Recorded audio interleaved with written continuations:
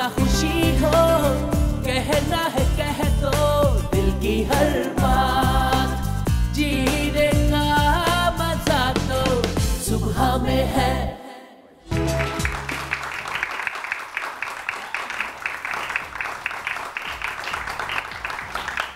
हमारे अनमोल रिश्ते, वैसे तो हर रिश्ता बहुत अनमोल होता है और मुझे लगता है कि हमें वो अनमोल तब लगते हैं जब वो हमसे जुदा हो जाते हैं, अलग हो जाते हैं।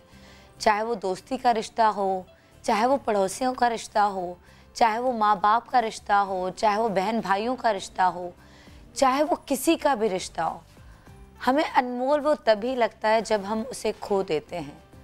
आज बहुत सारे लोग हमारे साथ यहाँ पर मौजूद है और आवाम, पब्लिक, स्पेशली आप लोग जो मुझे घर बैठे देख रहे हैं, आज मैं चाहूँगी कि आप लोग मुझे कॉल करें और आप मुझे बताएं कि कोई ऐसा रिश्ता जिसको आपने हमेशा हमेशा के लिए खो दिया हो और आप अब पछता रहे हो या आप उसे बहुत मिस कर रहे हो। क्योंकि कहते हैं ना कि अगर कोई दूर हो जाए और नाराज़ हो तो दिल को फिर भी तसल्ली होती है, लेकिन जब कोई हमेशा हमेशा के लिए चला जाता है और आपको ये पता होता है कि अब ये रिश्ता कभी आपके पास वापस नहीं आ सकता, उसके बाद वो हमेशा हमेशा के लिए अनमोल हो जाता है। इसी तरह आपको पता है कि कुछ दिन पहले एक बहुत करीबी मेरा रिश्ता, मेरा अपना रिश्ता, माय फादर, जब वो थे तो मैंने वही कहा ना कि हमें ये होता है कि हाँ क्या हो गया, मतलब अम्मी अब्बू नाराज़ थोड़ी होते हैं, वो कहीं थोड़ी जाते हैं। तो जब वो हमसे जुदा हुए तो मुझे एहसास हुआ और मैं आपको ऑनेस्टली बात बताऊं जो कि मैंने कल नहीं बोली थी, लेकिन आज जब ये टॉपिक निकला है कि जब मेरे फादर को वेंट पे रखा फ़ौरन, तो मैं शूट पे थी और मैं एकदम से भागी और मेरा डिस्टेंस शूट से कोई 3 मिनट का होगा। तो इमरजेंसी में मैं गई तो CRP शायद होती है कि वो हार्ट बीट को वो करते हैं और सब, वो सब मेरे सामने हो रहा था। तो उसके बाद आपको जब तकलीफ़ होती है ना तो अल्लाह ताला भी आपको बहुत बेचैनी से याद आते हैं, फिर उसके अलावा आपको कोई ज़ात नज़र नहीं आती। तो मैं बहुत ज़्यादा अल्लाह ताला से दुआ मांग रही थी कि अल्लाह ताला प्लीज़ बस एक दफ़ा, अल्लाह ताला एक दफ़ा मेरी दुआ सुन लो, मैं तुमसे ज़िंदगी में कुछ नहीं मांगूंगी, बस एक दफ़ा ये ठीक हो जाए, एक दफ़ा ये वापस आ जाएं। क्योंकि शायद मुझे लग रहा था कि मैंने कहीं कमी छोड़ दी है, तो वो मैं बस ये एक दफ़ा वापस आ जाएं तो मैं उस कमी को पूरा कर सकूं। इतनी बेबसी थी जब मुझे लगा कि डॉक्टर्स की बात सुन के, सब सुन के कि शायद अब इवेंट से आना उनका मुश्किल है, नामुमकिन तो नहीं लग रहा था। जब मुझे मुश्किल लग रहा था तो फिर मैंने अल्लाह ताला से कहा कि अच्छा अल्लाह ताला ऐसा करते हैं, एक ज़िंदगी और चलो ना दो, कम से कम 1-2 दिन दे दो, वो सिर्फ आँख खोल लें, वो मुझसे बात कर लें, मैं उनसे बात कर लूँ। फिर एक दिन निकल गया और जब मुझे डॉक्टर से और नाउम्मीदी नज़र आई, फिर मैंने कहा अल्लाह ताला सिर्फ 1 घंटे के लिए उनको ज़िंदगी दे दो। अब 1 घंटे में मैं क्या चांद तारे ले आती, क्या कर लेती, लेकिन शायद 1 घंटे में मैं उनसे बातें करके, उनकी सुन के शायद मैं उनको कुछ खुशी देती कि आज मेरे दिल को सुकून मिलता। और इंसान कितना मजबूर है, इंसान कितना बेबस है और हम अपनी ज़िंदगी में अल्लाह ताला को भूल जाते हैं, रिश्ते भूल जाते हैं। उसके बाद मैंने बोला अल्लाह ताला सिर्फ चलो वो बात भी ना करें, कुछ भी ना हो, कम से कम एक दफ़ा आँख खोल दें। उन्होंने आँख भी नहीं खोली, उन्होंने बात तो बहुत दूर की बात, उन्होंने देखा तक नहीं। और फिर अब मैं रिकॉल कर रही हूँ कि वो कितने बजे, कौन से दिन मुझसे आखिरी दफ़ा मिले, कौन से दिन, कब उन्होंने मुझसे आखिरी बात की। फिर अब मुझे सब कह रहे हैं अच्छी बातें याद करो, जो उनके साथ अच्छा टाइम गुजरा, तो वो याद करते हो आपका दिल और वो होता है। जैसे मैं कल शो कर रही थी तो मुझे डॉक्टर्स भी बताते हैं या वो हमेशा मेरा शो देखते थे, हर रोज़ सुबह में मेरा शो देखते थे। तो डॉक्टर्स उस दिन मुझे बता रहे थे, जो उनके डॉक्टर हैं, कहते हैं कि जब हम सुबह विज़िट के लिए आते थे तो 9 बजे ना टीवी लगा होता था, 9:30 बजे एक बंदा ऑक्सीजन हटा के शो देख रहा है और उसके चेहरे पे मुस्कुराहट है, और जो साथ में कोई बंदा है वो लेटा हुआ है या जो भी घर से आया वो साथ लेटा हुआ, एक बंदा हंस रहा है ना, एक पेशेंट, एक मरीज़ जो बीमार है। तो हम कहते थे मुर्तज़ा साहब क्या हो गया, ऑक्सीजन तो लगा दे। कहते थे नहीं नहीं, मेरी ऑक्सीजन मेरे सामने है इस वक्त, अब मैं ठीक हूँ, मुझे ऑक्सीजन की ज़रूरत नहीं है। कल मैं ये बात मतलब मैं बार बार ना अपने जहन से चीज़ निकाल रही थी, क्योंकि ज़ाहिर है हमें आगे बढ़ना है। हमें आगे बढ़ने से मुराद ये नहीं कि रिश्ते पीछे रह जाते हैं, वो आपके साथ होते हैं, लेकिन आपके दिमाग को दूसरी चीज़ों में भी लगाना पड़ता है।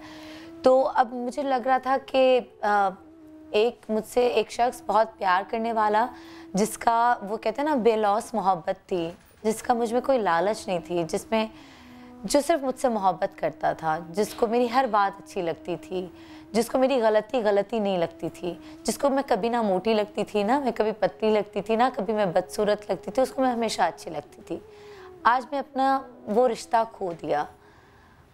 एंड अल्लाह ताला मेरी अम्मी को बहुत सारी ज़िंदगी दे, बहुत लंबी ज़िंदगी दे, मुझसे लंबी ज़िंदगी दे, मेरे बहन भाइयों को मेरी ज़िंदगी अल्लाह ताला दे दे, और वो हमेशा हमेशा मेरे साथ रहें। और अल्लाह ताला मुझ पे कभी ऐसा बुरा वक्त ना आए कि मैं कभी अपने इतने करीबी रिश्ते को अपने सामने या अपने ना सामने लेकिन जाते हुए देखूं।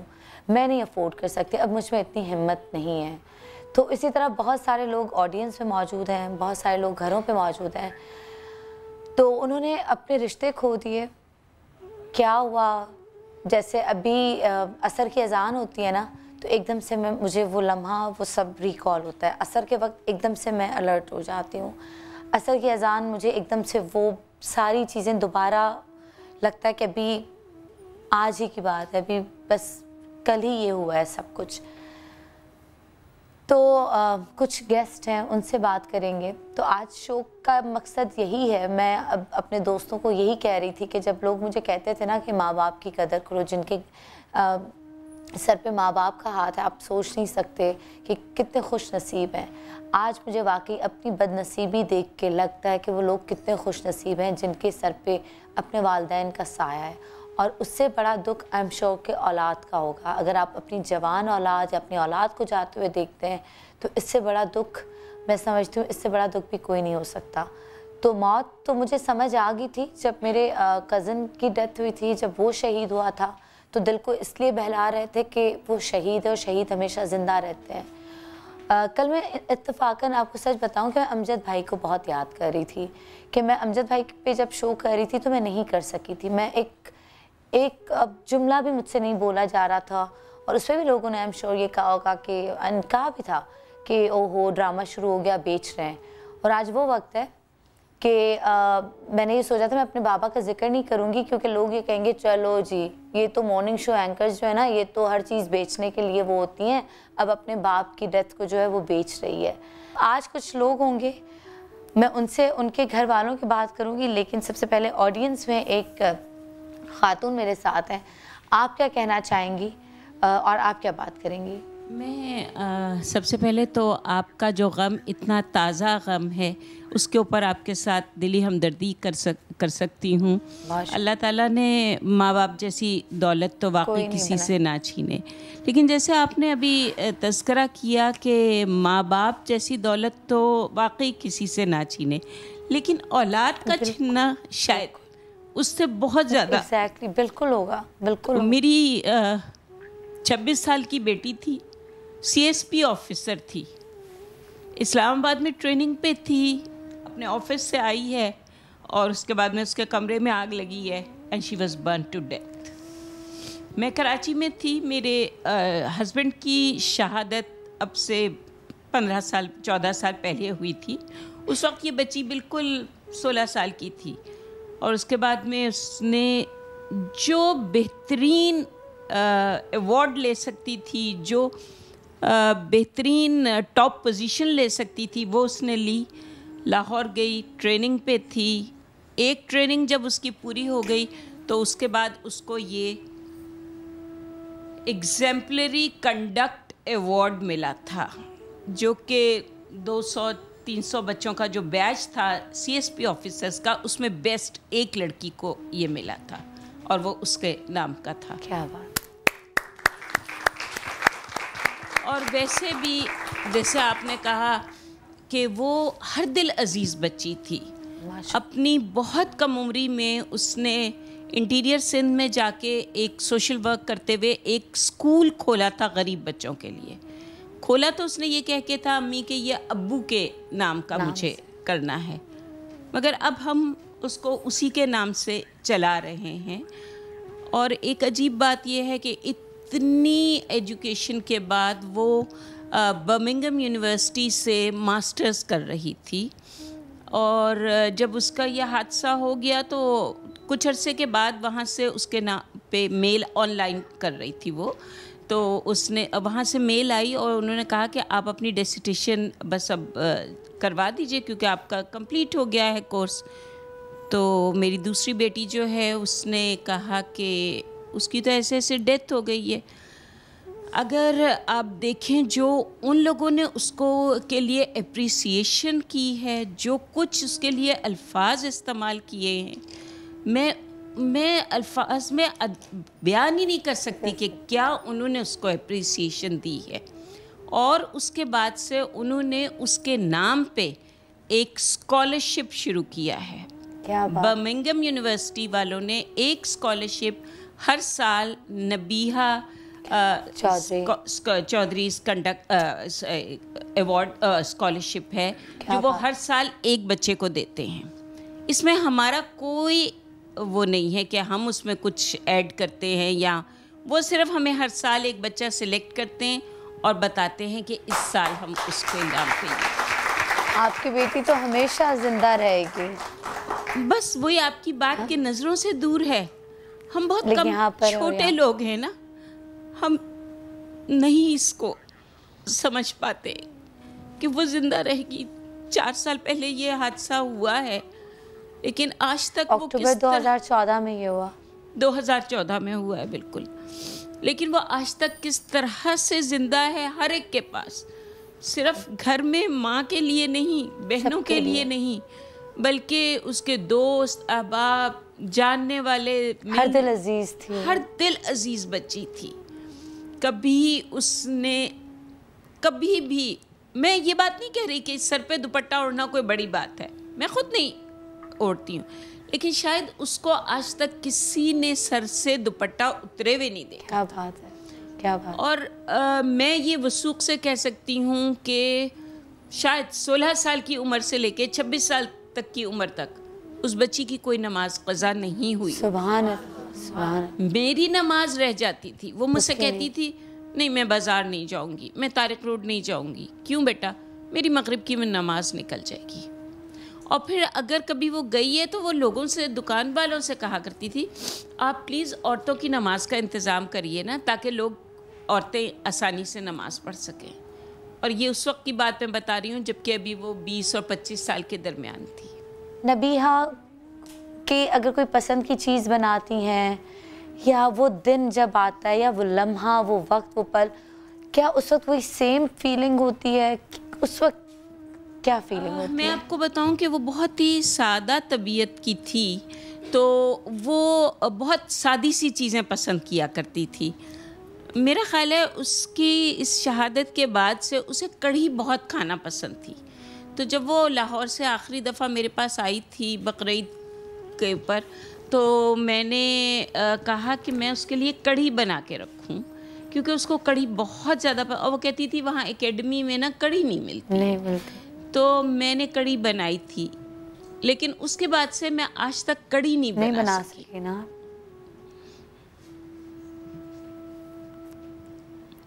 और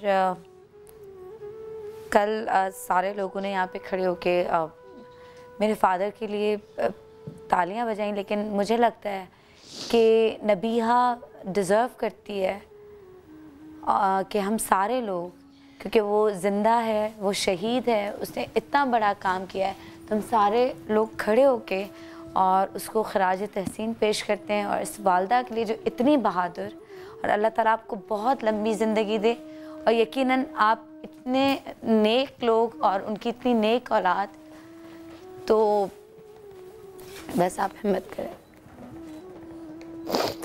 और मुझे होता है कि वाकई जो रिश्ता आपके पास नहीं होता ना, मेरी औलाद नहीं है तो मुझे शायद वो चीज़, लेकिन मैं अपने भांजे भतीजों का, जब मैं अभी 16 दिसंबर पेशावर से शो करने गई थी APS का, तो आपको पता है जब मैं शो कर रही थी ना, तो मुझे मेरी बहन का बेटा, मुझे इतनी बेचैनी हो रही थी कि मैं उसको, तो कहते सनम खाला आपको क्या हुआ है? तो मेरी आवाज़ में वो था कि जब मैं बच्चों को देख रही थी तो वाकई अपनी औलाद में सोच, मैं बहन को ये कहती हूँ कि यार भाई बहनों की औलाद जब इतनी प्यारी लगती है तो अपनी क्या लगती होगी।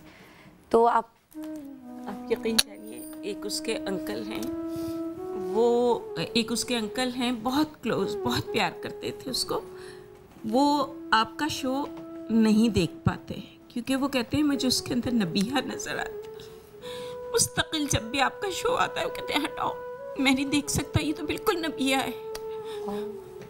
गम हो या खुशी हो, कहना है कह दो दिल की हर बात, जीने का मजा तो सुबह में है।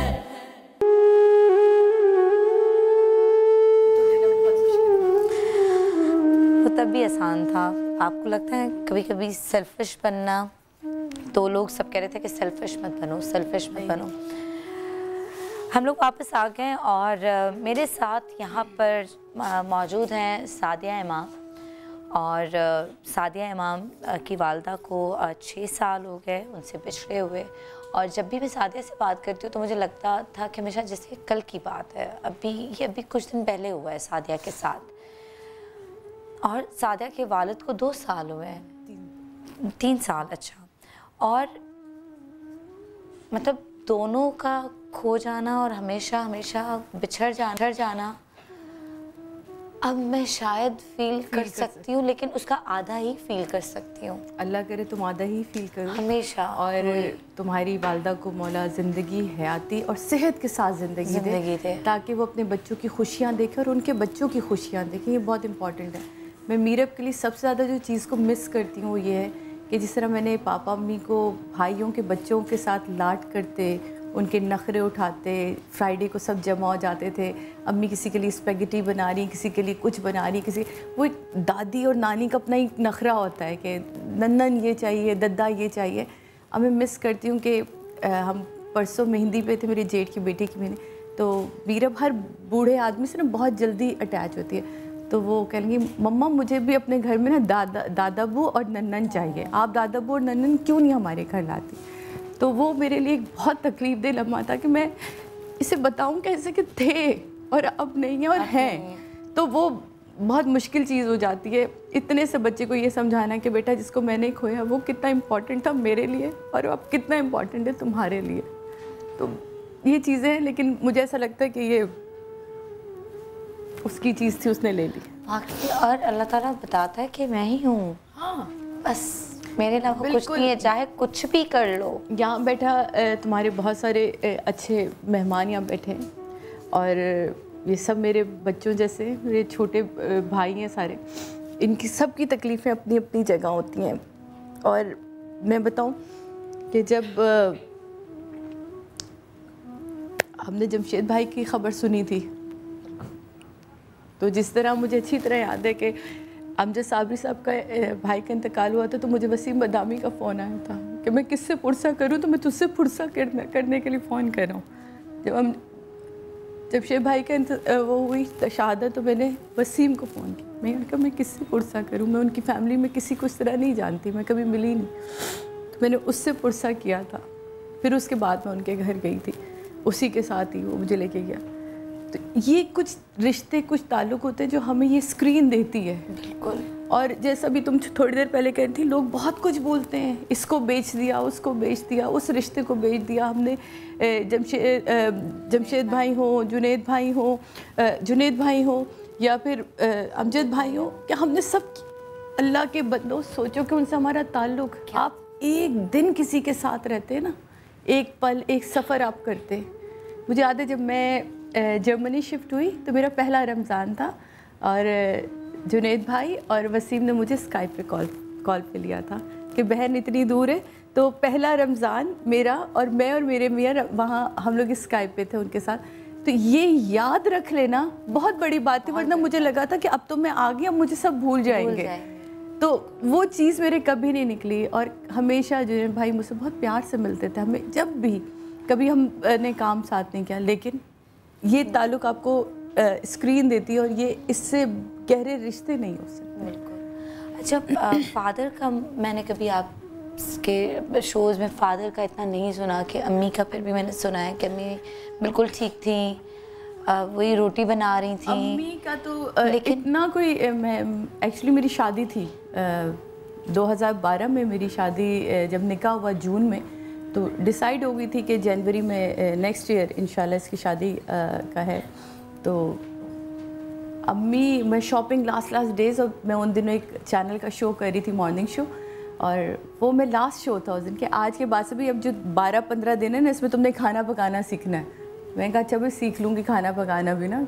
तो वो मैं कुछ चीज़ें ख़रीदने गई थी तो अम्मी का पापा का फ़ोन आया कि भाई वो आपकी वालदा कह रही हैं कि ज़रा आप जल्दी आज घर आइए। फिर अम्मी ने उनसे फ़ोन लिया, आप एक काम कीजिए ज़रा जल्दी घर आ जाइए। मैं कहा अम्मी क्या हुआ? कि मैं हमारे दिल विल घबरा रहा है, तुम ऐसा करो आज आ जाओ, और हाँ हमने कोफ्ते बनाए। मैं कहा ओए होए, दुखती रग पे हाथ रख दिया, बड़ी भी आता। हम अम्मी से ऐसे ही बात करते थे। हाँ। तो मैं कहा अच्छा चलें ठीक है, मेरा ख्याल है कि मैं अगले 20 मिनट में अम्मी पहुँच जाऊँगी घर ना। फिर मैंने अपनी सारी चीज़ें कट डाउन करी कि अच्छा ये सब चीज़ें बाद में हो जाएगी, आप मुझे गरम गरम रोटी चाहिए। कहते हाँ हाँ तुम पहुँचो। तो उन दिनों मैं अपना नया घर भी शिफ्ट करी थी, जो शादी के बाद जहाँ मैं शिफ्ट हुई थी, तो वहाँ एसी वाले भी काम करते चीज़ें। तो वो सब हमारे घर, हमारे कभी ये नहीं हुआ कि लेबर आए और वो बाहर से खाना खाए। तो वो अम्मी की एक रिवायत है कि एक कील ठोकने वाला भी आएगा तो वो घर से खाली पेट नहीं जाएगा। तो वो खाना वाना खा के शायद निकल रहे थे। तो जब मैं उतरी तो कह लेंगे बाजी आपको मौला खुश रखे, आपकी अम्मी के हाथ का भी खाना खा कर। मैं कहा सारे कोफ्ते खा के? कहते नहीं नहीं आपके लिए उन्होंने रख दिए। तो मैं वो हंसते खेलते मैं ऊपर पहुंची।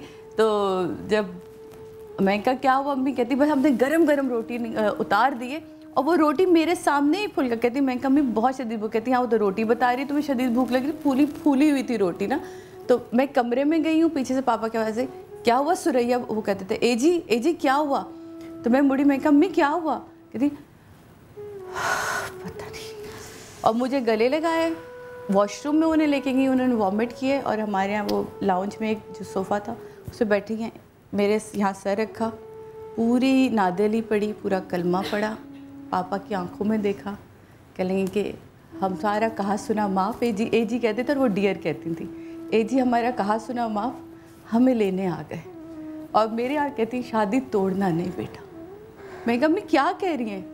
और सनम वो पापा की और अम्मी का कनेक्शन ऐसा था कि वो अम्मी पापा की आंखों में देख रही थी और पापा यूँ देख रहे थे अम्मी को, और मैं दोनों को यूँ अजीब के ये हुआ क्या है?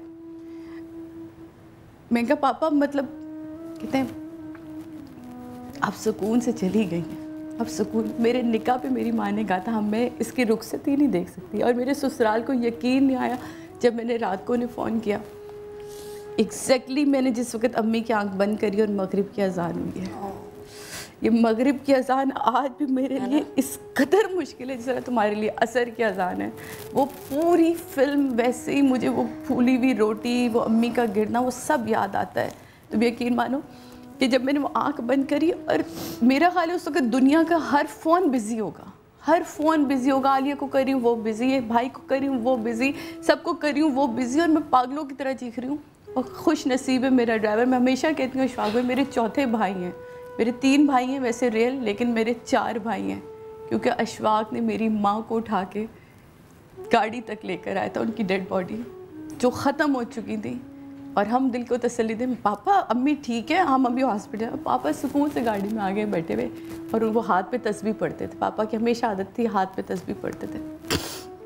हम NMC पहुँचे, मैं भागी हूँ डॉक्टर से हमें दिल रखने के लिए। वो कहते हैं जी ये चेकअप करें।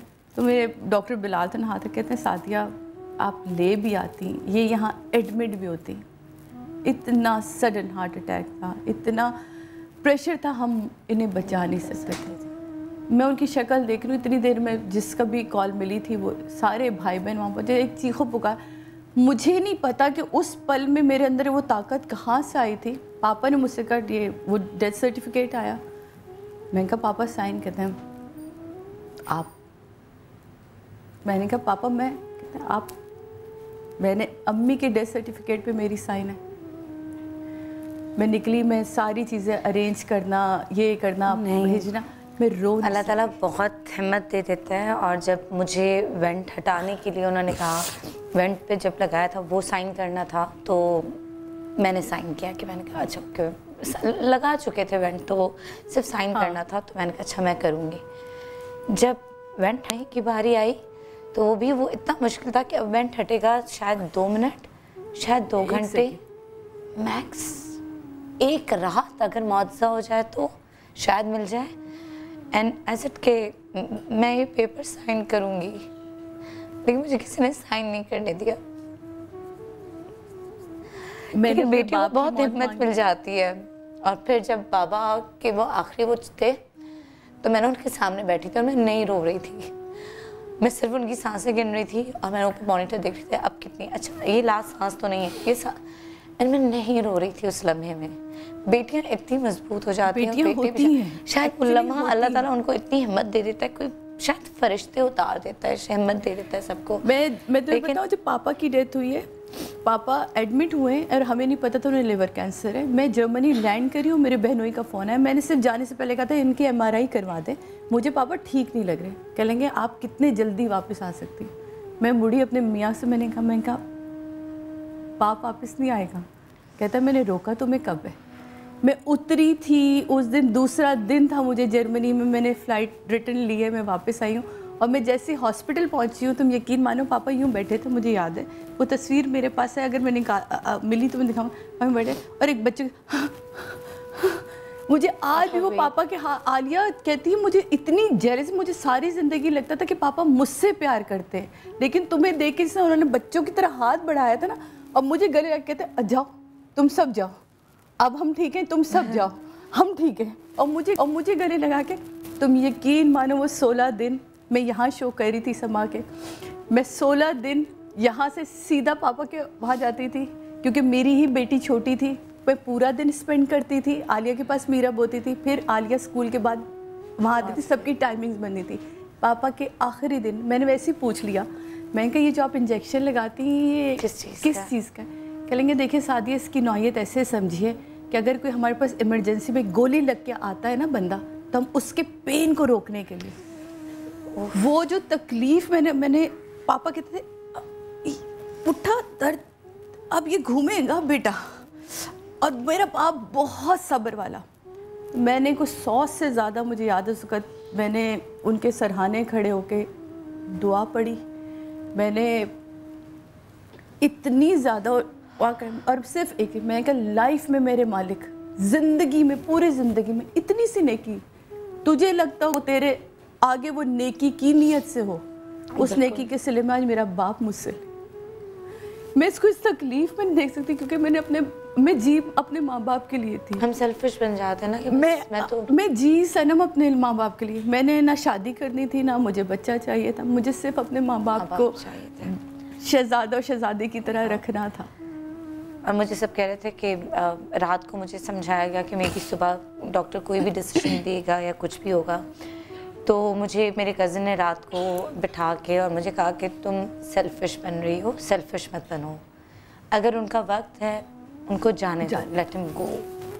वेंट पे ज़बरदस्ती आर्टिफिशियल सांस हो सब, मैंने कहा जब तक मुझे डॉक्टर कहेगा ना 1% भी चांस है, 1% भी जब वो मुझे कहेगा तब भी मैं वो नहीं उतारूँगी, और मैं तब भी उनको टाइम दूँगी। 1% में मैं कैसे उतार सकती हूँ, बट वो बहुत पेनफुल वक्त रहा है, और वो ना कोई कभी समझ सकता है ना कभी कोई, ना मैं चाहती हूँ कोई समझे, वो मेरा और हमारी फैमिली का मतलब लाइक वो हमारे बीच है, वो एक बॉन्डिंग है ना, हाँ वो रिश्ते की बॉन्डिंग है, वो कोई नहीं समझेगा उसको। और अयाज मेरे साथ यहाँ पर मौजूद हैं, अयाज समो, और मेरे साथ यहाँ पर सैफुल्ला और बाबर, उनको देख के बताने की ज़रूरत ही नहीं है कि जुनैद भाई, और शायद मैं तो इतना ब्लैंक चल रही हूँ, मुझे कुछ समझ ही नहीं आ रहा, मेरे पास कुछ पैसे रखे हुए हैं कि मुझे कोई भी ईदी देता है या कुछ तो मैं संभाल के रखती हूँ सिग्नेचर के साथ।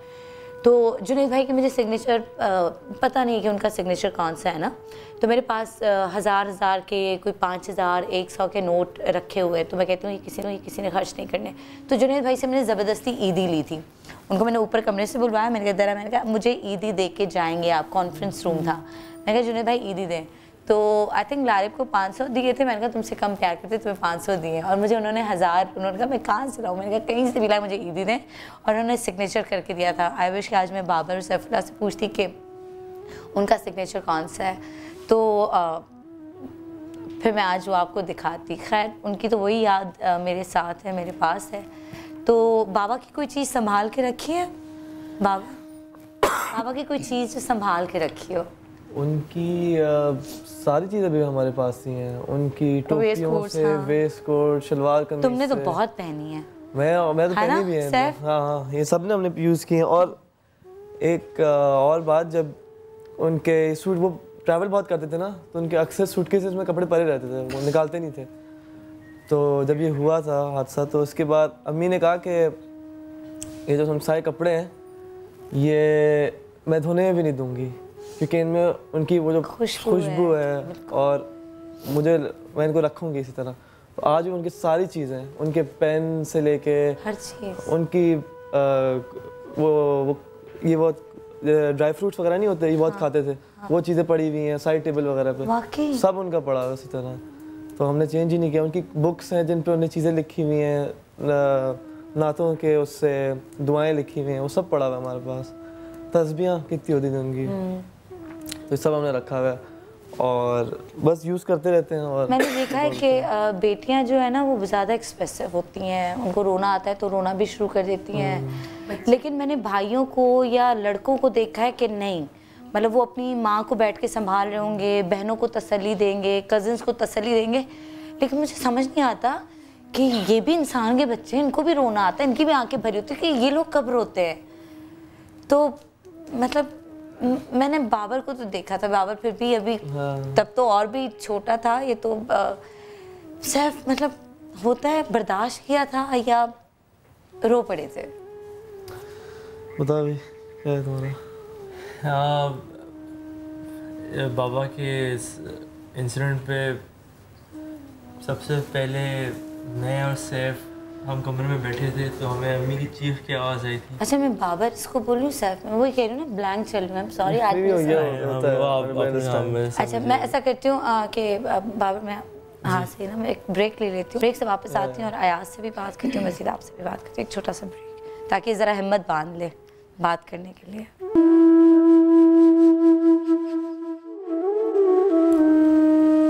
अच्छा जी, हम लोग वापस आ चुके हैं और अभी यहाँ पर सादिया इमाम हमारे साथ हैं, अयाज समो मेरे साथ हैं, बाबर और सैफुल्ला हमारे साथ हैं। तो अभी मैं बाबर से बात कर रही थी, उसके बाद मैं अयाज से भी बात करूँगी, उनसे पूछूँगी उनके फादर के हवाले से।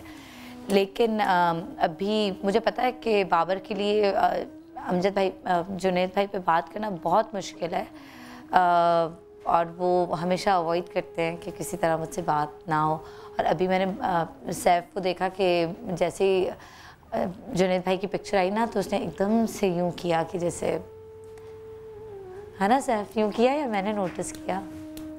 अब तो मैंने ये पिक्चर्स वगैरह नहीं देखते हो? क्योंकि बस वो जो पूरा इवेंट था, वो जो पूरा था, वो वापस याद आना शुरू हो जाता है।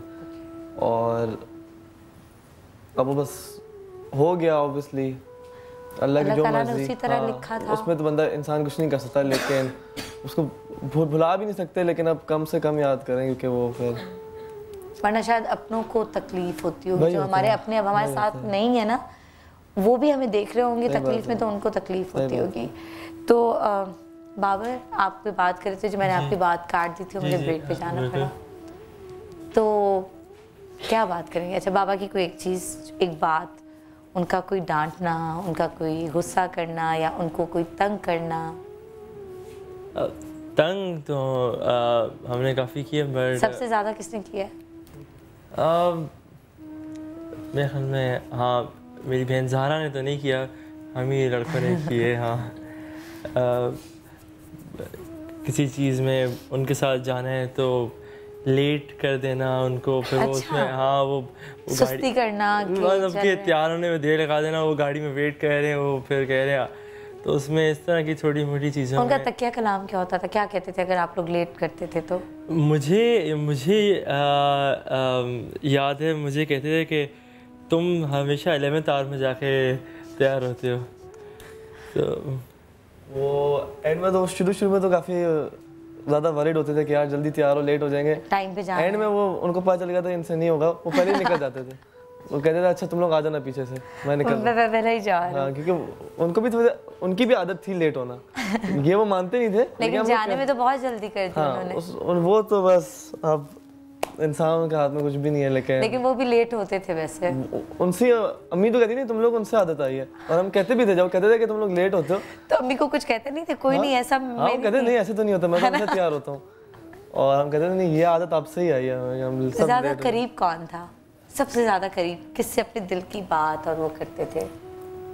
आई थिंक एक फादर और एक डॉटर का हमेशा बॉन्ड अलग होता है। और हमारी बहन जो थी वो तो थी भी ओनली वन।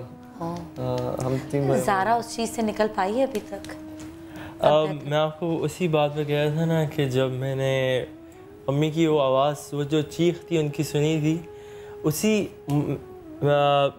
मिनट मुझे पता चल गया था कि घर में कोई तो इस वक्त मसला हुआ है। और मैंने जब जाकर उन्होंने जब जिस तरह मुझे बताया कि बाबा का प्लेन क्रैश हो गया, बाबा का प्लेन क्रैश हो गया, तो मैं सैफ के साथ कमरे में बैठा था, 2:30-3 बज रहे थे ऐसे। उस वक्त समझ तो कुछ नहीं आ रहा था, बस मैंने सैफ को बोला आओ यार खड़े हो जाए नमाज पे। नमाज भी नहीं याद कौन सी थी, कोई भी उस वक्त, बस खड़े हो गए बस कि हाँ भैया पढ़नी है। तो उसके बाद ये बस अपने अंदर एक वो बात ठान ली कि अगर मैं नहीं इस वक्त सपोर्ट तो करूं अम्मी और बहन का तो फिर है ना, उनका तो कोई हाल ही नहीं रहेगा इस तरह। तो फिर मैंने सैफ से बात करी, सैफ ने मुझसे करी, हमने बोला नहीं हमने तो इस वक्त स्ट्रॉन्ग ये तो छोटा है लेकिन इसको अल्लाह ताला ने सिर्फ उस वक्त 13 या 15 ईयर्स का था सैफ। 15 और फिर भी इसको ये पता था कि हमने संभलना है और अम्मी को बल्कि मुझे ज़्यादा समझाया इस बात पे कि देखो बाबर भाई अब हमने अम्मी और ज़ाहरा के साथ इस वक्त हमने रहना है और हमने उनको सपोर्ट करनी है ज़्यादा। तो आपको किसने संभाला दोनों और बड़े भाई? जैसे आपने बोला नहीं था कि भाइयों को आप होता है कि रोते क्यों नहीं है इस तरह का, आई थिंक उनके पीछे ये मेंटालिटी चल रही होती है। उसी वक्त तैमूर भाई जो थे आई थिंक वो ऑफिस में थे, तो जैसे ही घर आए थे हमारे कमरे में आए और हम तीनों ने उनके मिल के हमने एक बात की कि देखो अब भाई जाके तो आप ब्रेक डाउन ना हो जाए, ऐसे मतलब बंदा रोना ना शुरू हो जाए, तो अपना वो कंट्रोल करना और अम्मी के साथ रहो, बहन के साथ रहो, देखते हैं जो भी होता है अब आगे तो अल्लाह की मर्जी है, लेकिन बस अपना वो कंट्रोल करना, तुम लोग अपना वो कंट्रोल करना। फिर हम तीनों ने ऐसे बाबा की बात याद आ रही है, वो कहते थे कि तुम तीनों हमेशा इस तरह रहना, ऐसे यूँ। वो जिस वहाँ वो जब यूजुअली तो वो बिज़ी होते थे, लेकिन जब वो घर आते थे तो उनके पास जब जाकर हम बैठते थे तो वो कहते थे मैं तुम लोगों को कुछ थोड़ी नसीहतें देना चाह रहा हूँ, तुम लोगों को कुछ बातें बताना चाहता हूँ। तो हम बैठते थे तो उसमें सबसे ज़्यादा जो बात आती थी वो ये होती है कि तुम तीनों इस तरह रहना। मजाक में कहते थे वो इस बात को, मैं उस तरह कह रहा हूँ कि वो इस तरह कहते थे कि अगर कभी गलत काम भी कर रहे हो ना तब भी एक साथ रहना, उस वे में कहते थे कि चाहे कुछ भी हो जाए कि तीनों ने साथ रहना है, यूँ रहना है। तो ये बात मुझे भी याद आई है कि उन्होंने हमें कहा था साथ रहना और हंसते हुए कहा था गलत काम भी करना और साथ करना। इसमें आई थिंक उनका इस पे वो ज़्यादा एम्फसाइज करना चाह रहे थे कि साथ नहीं छोड़ना, साथ नहीं छोड़ना। ये ना हो कि तुम बोलो कि ये मुझे लग रहा है ये भाई गलत कर रहा है छोड़ देता हूँ मैं इसको, कहा साथ ही रहना, कुछ भी करो। और आगे जिंदगी में बाकी इतने बहुत काम आता फैसले होते हैं, पता नहीं सगे भाई बहन प्रॉपर्टीज पे लड़ पड़ते हैं, रिश्तों पे लड़ पड़ते हैं, पता नहीं किन चीज़ों पे लड़ पड़ते हैं। तो उनके कहने का उसमें भी साथ रहना है, भी साथ में छोड़ना नहीं दूसरे को, क्योंकि स्पेशली जिस तरह उनके बाद लोगों ने सपोर्ट किए, लेकिन हर तरह के लोग होते हैं तो बहुत सारी चीज़ें जो लाइफ में नहीं दिखी थी वो भी देखी। वो हर तरह के लोग बदलते हुए आप देखते हैं, रवैये बदलते हुए लोग होते हैं, हर तरह के अच्छे लोग ज़्यादा होते हैं बट कुछ नेगेटिव लोग भी होते हैं। तो वो सब चीज़ें जो लाइफ में पता नहीं था कि कौन कैसे है, वो भी पता चल जाती हैं सब चीज़ें। तो बट क्योंकि बाबा ख़ुद इतने पॉजिटिव थे तो मैं ये कहता हूँ कि पॉजिटिव ही हमेशा रहना चाहिए। उनकी ये सबसे मैंने लाइफ में उनकी ये मेन चीज़ देखी उनसे जो हमेशा सीखी। मुझे लगता है जो आपको अपने घर वाले जो सपोर्ट दे सकते हैं, भाई वाले ऑब्वियसली आपको एक पॉजिटिव और एक अच्छा प्यार दें तो आपको भी अच्छी फीलिंग आती है, लेकिन जो घर वालों का सपोर्ट होता है आई थिंक इन मोमेंट्स में वो सबसे ज़्यादा वैल्यूबल होता है। आप बिल्कुल एग्री करोगे ना इस पे? बिल्कुल फैमिली, भाई बहन जो भी होते हैं आपके साथ, उनका मेन आपको चाहिए होता है उस वक्त साथ। और आज मैं आज मुझे बड़ी एक अजीब सी फीलिंग इसलिए हो रही है कि आज मैंने आपके पास आना था, इसके लिए मुझे असल में कल रात में पता चला था, तो मैं बड़ा मुझे वो एक अजीब फीलिंग भी थी। मैंने बहुत दुआ भी मांगी थी इनके लिए, आपके वालिद के लिए। और मैं रात को 3-4 बजे मुझे बाबा ख्वाब में आए, आज बिल्कुल। तो वो मगर वो बड़ा बहुत छोटा सा था और उस तरह था कि मैं उनको एक किसी पार्क में छोड़ के गया हूँ। उन्होंने ऐसे ब्लैक कलर का एक वो एक्सरसाइज के जो कपड़े होते हैं वो पहने हैं। तो मैंने उनको कहा कि मैं आपको पिक करने आ जाऊँगा अभी। तो मैं गया हूँ, उनका फ़ोन आ गया। तो वो कहते हैं कि मैंने उनसे पूछा बाबा आप कहाँ हैं? कह रहे मैं तो वहीं हूँ जहाँ तुम मुझे छोड़ के गए थे, उदित पार्क में हूँ। मैंने अच्छा मैं आ रहा हूँ लेने। बस वो हल्का सा हंसे और बस मैं एकदम ये मुझे आज मुझे अराउंड 4:45 5 o'clock आया है मुझे आज। बस उनको पता था ना कि जहाँ छोड़ के गए थे, आवाम के दिलों में छोड़ के गए थे, जहाँ जा रहे उन सब के दिलों में छोड़ के गए थे। मैं ये आपको ज़रूर बताऊंगा, मुझे बड़ी एक अच्छी फीलिंग भी है। बड़े टाइम बाद आए हैं वो मुझे ख्वाब में। बस तो मेरे शो में आया करो, फिर बाबा भी आएंगे ना ख्वाब में, और मुझे वो ख्वाब में ही नहीं आया। सो लकी कि इनके ख्वाब में मुझे तो आज तक मैंने अपने पेरेंट्स से नहीं मिली, आज तक नहीं मिली। पता है अयास, तुम मुझे बताओ कि अब तुम सबकी सुन रहे हो एंड आई नो तुम्हारे लिए बड़ा पेनफुल होगा किसी का यहाँ सुनना भी। मुझे पता, मैं शादी की स्टोरी से बड़ा रिलेट किया। सेम मगरिब का वक्त, सेम गोद में सर। वो वक्त जो था वो मतलब उस वक्त तो खैर आप क्योंकि इतनी गहमा गहमी होती है आप इतना फील नहीं कर पाते थे। मतलब उस वक्त 10 साल हाँ बहुत छोटे थे, 20-21। तो वो वक्त ऑब्वियसली क्योंकि अब्बू क्योंकि बीमार थे, तो वो एक बंदा मेंटली प्रिपेयर हो जाता है क्योंकि किडनी फेलियर भी हो गई थी उनकी, ब्रेन हैमरेज भी हुआ था। फिर वो रिकवर करते थे, फिर बीमार होते थे, फिर क्योंकि डायबिटिक पेशेंट थे तो वो प्रॉपरली रिकवर नहीं कर पाए थे। लेकिन I salute to my mom ने जितना संभाला है मेरे अब्बू को, क्योंकि मेरे कोई बहन भाई नहीं है, इकलौता मैं था। तो घर में 3 ही लोग थे, तो अब पूरी स्ट्रगल मतलब अकेले बहुत संभाला है क्योंकि अम्मी ने और आपने किया पर्सन। मैं इतना ज़्यादा शायद अब्बू के साथ कोशिश करता था कि जितना हो सके उनके साथ टाइम स्पेंड करूं, लेकिन अम्मी को सलाम। और मज़े की बात ये कि अम्मी को मैं सपोर्ट कर रहा था और अम्मी मुझे सपोर्ट करी होती थी। हम दोनों एक दूसरे का सपोर्ट सिस्टम थे। अम्मी खुद क्योंकि बीमार थी, अम्मी के भी बैकबोन का मसला चल रहा था, लेकिन अम्मी ने हिम्मत नहीं आ रही। अच्छा मना किया हुआ था उनको कि डॉक्टर्स ने कि आप वेट नहीं उठाएंगी, लेकिन अब्बू को उठा के बिठाना, अब्बू को खाना खिलाना, अब्बू को टॉयलेट ले, मैं मना करता कि ना करें आप, लेकिन ऑब्वियसली आई गेस वो उन्होंने किया। और क्योंकि मुझे वो कहते ना यार एक अच्छा लाइफ पार्टनर मिलना अल्लाह की नेमत होती है। सेम मैंने ये देखा कि जब अम्मी के बैकबोन का मसला था, अम्मी बेड रेस्ट पे थी, तो अब्बू उनके लिए ये करते थे। तो उन मतलब दे आइडियल फॉर मी, जिस तरह उन्होंने अपनी ज़िंदगी गुजारी, जितना प्यार उन दोनों में था। और अच्छा मैं हूँ तो कोशिश करता हूँ कि स्ट्रॉन्ग हूँ, लेकिन ऑब्वियसली हर किसी का एक वीक पॉइंट होता है। अब्बू के साथ क्योंकि मेरी अटैचमेंट बचपन से बहुत ज़्यादा थी, मुझे डांटते भी बहुत थे, मारते भी बहुत थे, मजाक मस्तियाँ भी उतनी करते थे। मेरे सबसे बड़े क्रिटिक भी वही थे। कभी उन्होंने मेरा कोई टीवी पे शो देख के नहीं कहा कि गुड, कहता हाँ अच्छा है, लेकिन यूँ भी हो सकता था। अच्छा वो और मतलब वो परफेक्शन की तरफ जाते थे कि नहीं और अच्छा करना है, और अच्छा करना है, चाहे एकेडमिक्स हो मेरी, चाहे स्पोर्ट्स हो, फिर जब मैं चाहे एक्टिंग हो, कॉमेडी हो, कुछ भी हो, एवरीथिंग उन्होंने कभी मतलब ऑब्वियसली। और फिर वो पता है कि अम्मी मुझे बताती थी कि मेरे जाने के बाद कहते थे अच्छा किया, मैं इसको इसलिए नहीं करता कि ये वो सेटिस्फाई होकर ना बैठ जाए। तो वो एक आइडियल फादर वाली वो चीज़ थी कि सामने से बिल्कुल सख्त और पीछे नर्म। तो वो वही है। और कहते भी थे कि बच्चे को सोने का निवाला खिलाओ लेकिन नज़र चीर के रखो। गम हो या खुशी हो, कहना है कह दो दिल की हर बात, जीने का मजा तो सुबह में है। खूबसूरत लगना और खूबसूरत नजर आना हर लड़की की ख्वाहिश होती है, शादी की तकरीब हो या किसी सालगिरह की, बस नजर आना चाहिए सबको सबसे ज्यादा खूबसूरत। वो कैसे? इस सवाल का जवाब है हमारे पास। आज हम आपको बताएंगे खूबसूरती का छुपा हुआ एक अनोखा राज, और ऐसा राज जो आपको कर देगा नौजवान और हसीन। जी हाँ, हसीन, ना सिर्फ हसीन, हसीन और जमील, और वो भी किसी महंगे ब्यूटी प्रोडक्ट से नहीं बल्कि देसी तरीके से।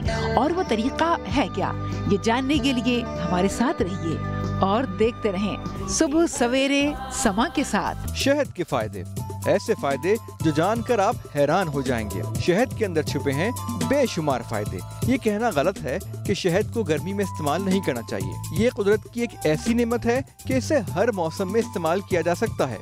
ये जैसे ही जिस्म में दाखिल होता है, मैदे को इसे हजम करने के लिए कुछ भी कोशिश नहीं करनी पड़ती। शहद का रोजाना इस्तेमाल करने से खून साफ होता है और चेहरे का रंग भी निखर जाता है। शहद आँखों के लिए भी मुफीद है। शहद के इस्तेमाल से पुराना कब्ज भी खत्म हो जाता है। शहद मुंह में लगाने से छाले दूर होते हैं और शहद खाने से गले में खराश भी खत्म हो जाती है। शहद खाने वाले को जुकाम नहीं होता। जुकाम में शहद खाने से जुकाम खत्म हो जाता है। शहद चर्बी को भी पिघलाता है, बल्कि निज़ाम जिस्मानी को तंदुरुस्त रखने में किसी दवा से कम नहीं। ये न सिर्फ भूख को बढ़ाता है बल्कि ज़हनी ताकत में भी इजाफा करता है।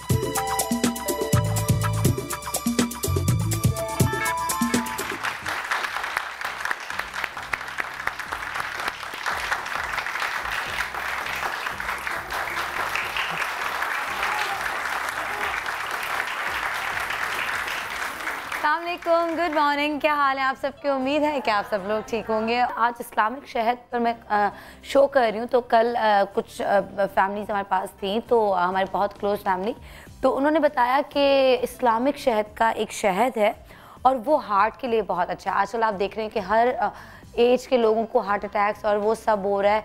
तो उन्होंने कहा कि वो शहद आप लें, उसमें अदरक भी है, लहसुन भी है, ये भी है, वो भी है और ये सब होता है। उससे एक तो आप उन्होंने बताया कि एक पेशेंट था और उसके वो जो वॉल्स होते क्या होते हैं हार्ट के, वो बंद हो गई थी। ठीक है, वो बंद हो गए थे और डॉक्टर ने कहा था कि कुछ नहीं पता और आपकी कभी भी आपकी डेथ हो सकती है और कुछ भी हो सकता है। तो आपका जी पता नहीं क्या एंजियोप्लास्टी होगी, पता नहीं समथिंग लाइक कुछ होगा। तो अब मुझे आधी स्टोरी याद है ना, मैं आधी सुनी थी आधी नहीं सुनी थी, लेकिन शहद के बारे में मेरे कान ऐसे हो गए थे कि वो कल तो ये लोग मेरे पास आ रहे हैं। तो उन्होंने कहा कि जब वो दोबारा 6 महीने बाद या पता नहीं 3 महीने बाद डॉक्टर के पास गया, तो 5 मिनट के बाद वो वापस आ गया बंदा। एंड डॉक्टर ने कहा कि आपके दिल की शराने तो सारे जो वॉल्स हैं तो वो खुल चुके हैं, कुछ भी वो नहीं है problem, and you are perfect, you are fine. और कितनी कमाल की बात है। तो मैंने कहा अच्छा ये शायद, और तो उन्होंने कहा उससे आपका वज़न भी कम होता है। दिल के शराने तो खुलते हैं लेकिन उससे दिल के वॉल्स भी खुलते हैं। हार्ट अटैक ना होने के चांसेस जो हैं वो बढ़ जाते हैं कि आपको हार्ट अटैक नहीं होगा। हार्ट अटैक से बचने के लिए, ऊपर से वज़न कम करने के लिए, और ये शहद बहुत अच्छा है। और साथ में ये आपको अजवा शहद भी देते हैं और ताकि आपको वीकनेस ना हो, आप में एनर्जी रहे। तो मैंने कहा कमाल की चीज़ है। तो ये आपको पूरा पैकेज बना के देते हैं और इतना एक्सपेंसिव भी नहीं है। तो ये शहद उनके पास है। और आज एक्सपेंसिव तो क्या, आज तो फ्री में ऑडियंस को हम गिफ्ट देंगे। तो इस्लामिक शहद यहाँ पर जो है वो हम आपको देंगे। और मुझे ऑनेस्टली मैंने बहुत शोज़ किए थे, लेकिन जब किसी थर्ड पर्सन ने आके मुझसे वैसे ही बात की और उनको ये कुछ नहीं पता था ये लोग मेरे शो में आ रहे हैं, तो मैंने कहा ये शो में मैं ज़रूर बात कहूँगी। इस्लामिक शहद के बारे में बहुत सारे लोगों ने बताया था, तो आज ढेर सारा शहद आपको मिलने वाला है। और कुछ शहद तो मैं वो एनर्जी वाला तो मुझे अभी सख्त ज़रूरत है, मुझे काम शुरू करना है सब, तो वो मैं भी इनसे लूँगी। लेकिन मैं अपने एक्सपर्ट्स को यहाँ पे बुलाना चाहूँगी। शहद के क्या क्या फ़ायदे मैं आपको बताऊँगी।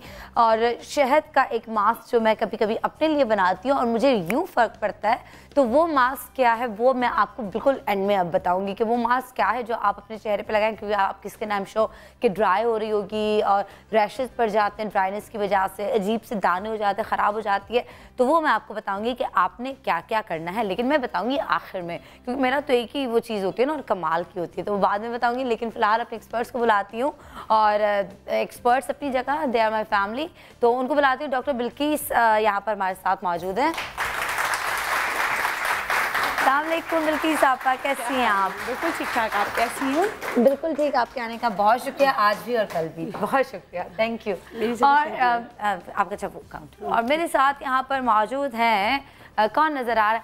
हकीम अब्दुल बासित,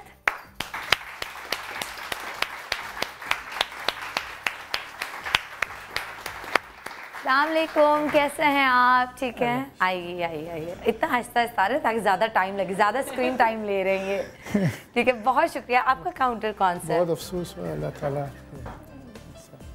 नहीं, आप लोग हैं, आप लोग बहुत बड़ी सपोर्ट है। दुआ भी करेंगे इंशाल्लाह, फातिहा पढ़ेंगे। Thank you. ये है आपको, नहीं मेरा उल्टा हाथ तो ये।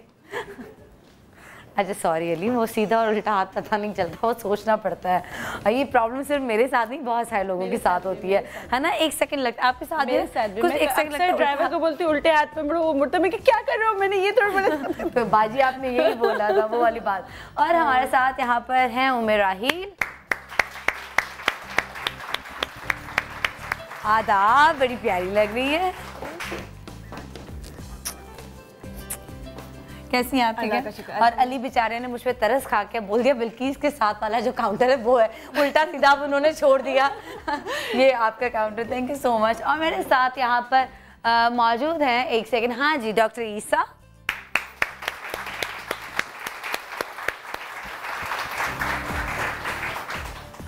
अस्सलाम वालेकुम जी, कैसे हैं आप? क्या आने का बहुत शुक्रिया। बिल्कुल ठीक, प्लीज। और मेरे साथ यहाँ पर मौजूद हैं डॉक्टर खुर्रम मुशीर। अस्सलाम वालेकुम सलाम, क्या हाल है?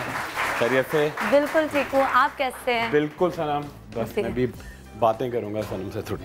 क्या बातें करेंगे मुझसे? हाँ हाँ। क्या कहा? हाँ डन है ना? ठीक है, आज मैं किसी को जाने नहीं दूंगी, आज सिर्फ बातें करूंगी मैं बिल्कुल डन। ओके जी। और हमारे साथ यहाँ पर मौजूद हैं आगा गफ्फार साहब, हकीम अब्दुल आगा गफ्फार। अस्सलाम वालेकुम, कैसे हैं आप? ठीक है।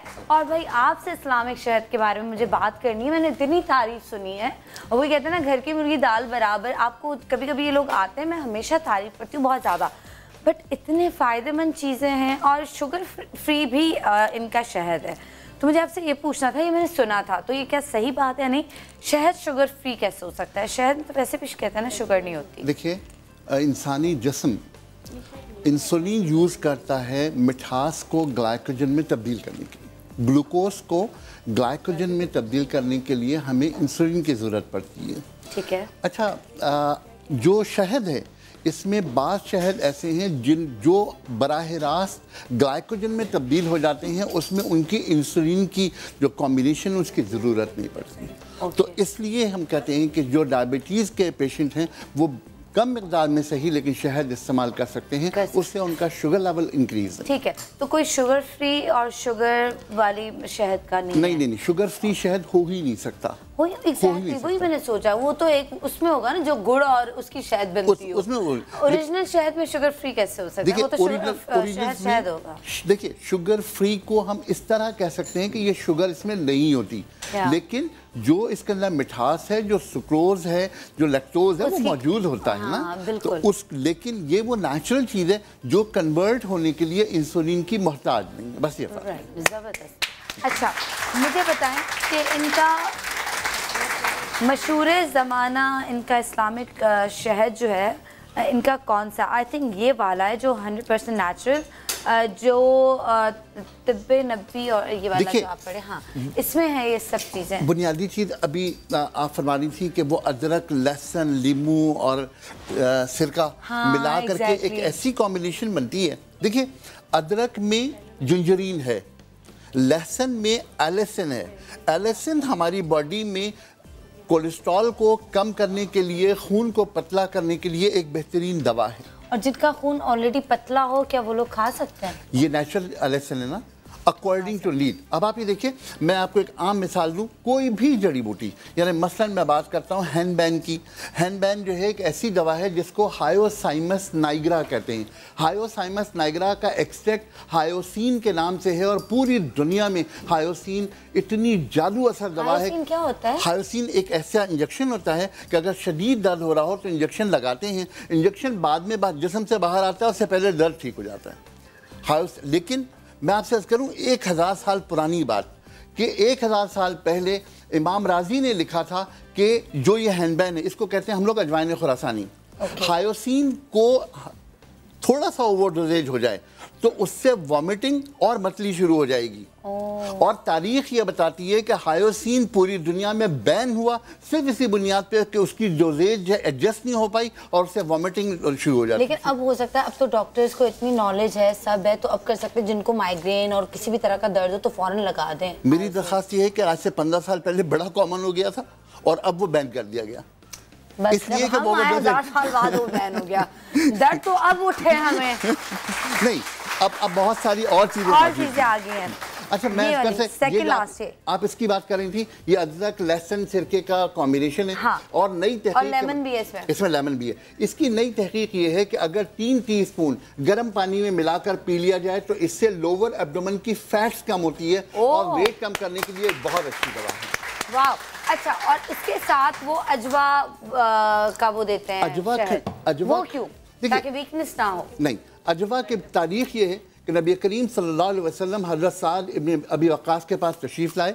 हज़रत साद ने फरमाया कि नबी करीम सल्लल्लाहु अलैहि वसल्लम ने अपना हाथ मेरे सीने पर रखा और आपने जब सीने पर हाथ रखा तो आपने फरमाया कि तुम्हें दिल का दौरा पड़ा है और तुम चाहो तो हारिस बिन कल्दा से इलाज कराओ। सही। और उसके साथ अजवा खजूर के साथ ये रहा ना अजवा पेस्ट, ये रहा अजवा खजूर। आप दुकान में ना मुझे रखे अजवा सेंटर, ये इस्लामिक सेंटर पे मुझे भी रखे, आपके साथ मैं भी हेल्प करूंगी। अजवा खजूर के बारे में नबी करीम सल्लल्लाहु अलैहि वसल्लम ने फरमाया कि तुम हारिस बिन कल्ला से इलाज कराओ। हाँ। और मदीने की 7 अजवा खजूरें गुठलियों समेत इस्तेमाल करो। अब आप ये देखिए कि पूरी दुनिया में अब एक ट्रेंड चल पड़ा है कि लोग गुठलियां का पाउडर जो है वो पता नहीं कहाँ से खरीद के लेकर आते हैं। इस्लामिक शहद की क्वालिटी ये है कि इन्होंने शहद अजवा को अपनी गुठलियों समेत पीसा है। यानी नबी करीम सल्लल्लाहु अलैहि वसल्लम के हुक्म की 100% पाबंदी की है। क्या बात है। इसकी सबसे बड़ी खूबी ये है। मैं ना, मेरा इतने दिन से पता नहीं क्यों ये मेरा बहुत महीनों से दिल है,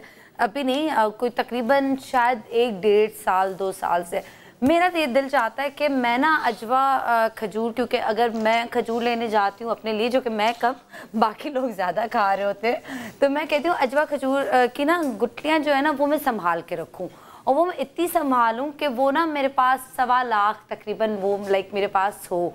तो वो मेरा इतनी ख्वाहिश है, लेकिन अभी तक वो मेरे पास जमा ना मैंने शुरू की है, ना मेरे पास जमा हो रही है, और पता नहीं तब तक जब तक वो 1.25 लाखों में ज़िंदा रहूँ या ना रहूँ।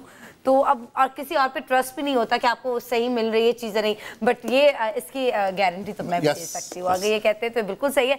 अच्छा, अगर उससे भी दिल के शराने खुलेंगी या दिल के वॉल्स खुलेंगे, हार्ट अटैक्स नहीं होंगे, जो आपने बताया सब कुछ, उससे ये होगा। और आपने उससे कहा कि उससे मोटापा, पेट कम होगा, मतलब सबसे बड़ी बात, जो पेट सबसे मुश्किल अंदर से जाता है, पेट अंदर चला जाएगा।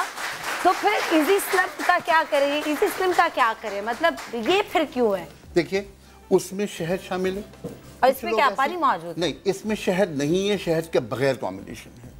इसलिए कि बहुत सारे लोग जो हैं वो शहद को मिठास की वजह से इस्तेमाल नहीं करते। इसमें शहद की मिकदार बहुत कम है, लेकिन ये गारंटी है कि ये वेट भी कम करेगा। अब मुझसे कंट्रोल नहीं हो रहा, अब तो मैं चक के। अच्छा, ये पानी की तरह है। गम हो या खुशी हो, कहना है कह दो दिल की हर बात, जीने का मजा तो सुबह में है। वेलकम बैक, हम लोग वापस आ चुके हैं नाजरीन। और अगर वही ना कभी कभी वो दांतों के बीच में आपकी ज़बान आ जाती है और बहुत बुरा कट लगता है, तो उस पे आप फ़ौरन से शहद लगाते हैं तो आपको एकदम से फ़ायदा होगा। आज हम शो कर रहे हैं शहद पे, और इतना शहद के इतने सारे ढेर सारे फ़वाइद हैं।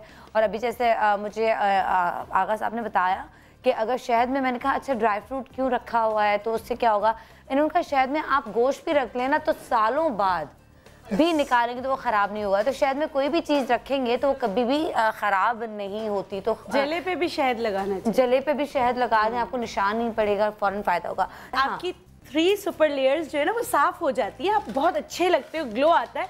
लेकिन ये वक्ती होता है ना, आपको करते रहना है। हाँ, ऐसा थोड़ी कि सिर्फ 5 मिनट में आपको करते रहना है, करते रहना है। ऐसा नहीं कि मतलब माशाल्लाह आपकी स्किन की सफाई हो गई तो क्या आपकी दोबारा डर्ट नहीं होगी, क्या दोबारा आप मतलब इसी उसमें सन में जाएंगे, दोबारा ये सारी चीजें करेंगे।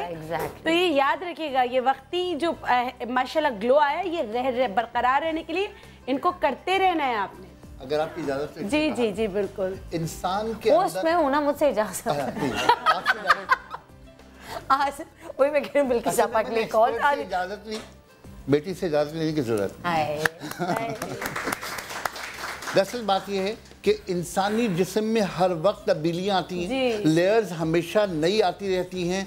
1 मिनट के अंदर 1 इंच जगह पर तकरीबन 4000 सेल्स मर रहे होते हैं और नए सेल्स आ रहे होते हैं। तो अगर आप बार बार करेंगे तो हर मरतबा आने वाली ब्लैक लेयर जो है या ख़राब लेयर जो है दोबारा रिमूव करनी पड़ेगी आपको। एक मरतबा से एक मरतबा ठीक होगा, हर बार नहीं ठीक। मैं देख रही थी अपने, मैंने कहा कितने लाख मरतबा 1 मिनट में 1 इंच में 4000 सेल्स जनरल आते हैं, मर जाते हैं। और इसीलिए हुक्म है कि जब तुम सोकर उठो तो जब तक के बिस्तर ना झाड़ो तब तक दोबारा ना सो। ये नबी करीम सबसे पहले हाथ धोने का भी। और इन्होंने आपने भी कहा कोई आयत या हदीस आपने कहा था, मैं बताऊंगा। बेसिकली सिर्फ एक नॉलेज देना चाह रहा हूँ और हम सब बैठ कर आप चले जाएंगे नॉलेज देकर। मेरे ख्याल में ये बात कर लूंगा तो सारी कहानी खत्म हो जाएगी। सूरह नहल कुरान की 16 नंबर सूरह है। 16 नंबर सूरह जो नहल है, नहल शहद की मक्खी को कहते हैं। 68 नंबर आयत है। अच्छा, अच्छी बात यह है कि मैंने इस पर बड़ी रिसर्च की और आपके साथ शेयर इसलिए कर रहा हूँ। अल्लाह ताला यहाँ मक्खी को हुक्म दे रहे हैं, माँ वही हम तुम्हें कहते हैं, जा ऊंची जगह घर बना, फलों में से और फ्रूटों में रस चूस और अपने बदन से शहद निकाल जो कि शिफा उल लिन्नास है। फिर नीचे लिखा हुआ है कि गौर करने वालों के लिए बहुत बड़ी आयत है। तो जब गौर किया तो अभी सनम बीच में बात कर रही थी और ये हकीकत है, मैंने घंटों नहीं दिनों के हिसाब से इसको रिसर्च किया। ये आपको मक्खी कभी भी गंदगी पे नहीं मिलेगी, लेकिन जहां भी जाएंगे फल फ्रूट पे मिल जाएगी। एक तो अल्लाह ने इसकी नेचर बनाई है, दूसरी जो शिफा उल लिन्नास है। तो शहद जो है उसके अपने बेनिफिट इतने हैं, लेकिन प्रॉब्लम क्या है यहाँ पर कि हम भूल जाते हैं कि खाने के बारे में बहुत सारी और बातें अल्लाह ने सूरह बकरा की 268 में कहा कि खाओ मगर तैयब हलाल जो हमने उगाया। हम अभी तक हलाल खा रहे हैं, तैयब का अभी तक पता नहीं है। सच्ची बात बता रहा हूँ, जिस चीज़ में आप मिक्सिंग करते हो वो हलाल होती। फार्मी मुर्गी आपके लिए हलाल है, उसको आप तैयब नहीं कह सकते क्योंकि जो केमिकल उसको डाले जाते हैं। प्योर हनी मिलना इसमें कोई शक नहीं है कि आज सोना जाए मिल जाए जल्दी, प्योर हनी नहीं मिलता। हनी अगर प्योर है तो अल्लाह की बहुत बड़ी नेमत है, हर मर्ज में शफा है। मैं आपको रेसिपी तो अभी बता ही रहा हूँ, लेकिन एक और चीज़ बताता हूँ। ये अल्लाह के रसूल सल्लल्लाहु अलैहि वसल्लम किया करते थे। किसी के भी पेट में दर्द हो और किसी वजह से भी हो, आपने सिर्फ शहद की 1 चमची और उसमें कलौंजी का पाउडर डालकर आपने खाना है, ऊपर से थोड़ा पानी पिए, 3 मिनट के बाद पेट का दर्द गायब हो जाएगा। अच्छा, पेट में दर्द तो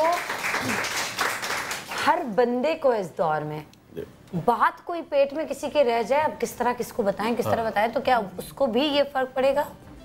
मतलब मैं दर्द की बात कर रहा हूँ, दर्द मुख्तलिफ किस्म के ना, नेकियों का दर्द और बुराइयों के दर्द में तो बुराइयों के दर्द में कोई फर्क कोई काम नहीं करता, वो पेट का दर्द आपको रहेगा, उससे आपको। अच्छा जी, बहुत सारी बहनें, बहुत सारे भाई, आपने कहा आप ये सिर्फ इन्फॉर्मेशन देंगे और उसके अलावा बात नहीं करेंगे। हाँ, तो मैं इख्तियार हूँ, बताएं।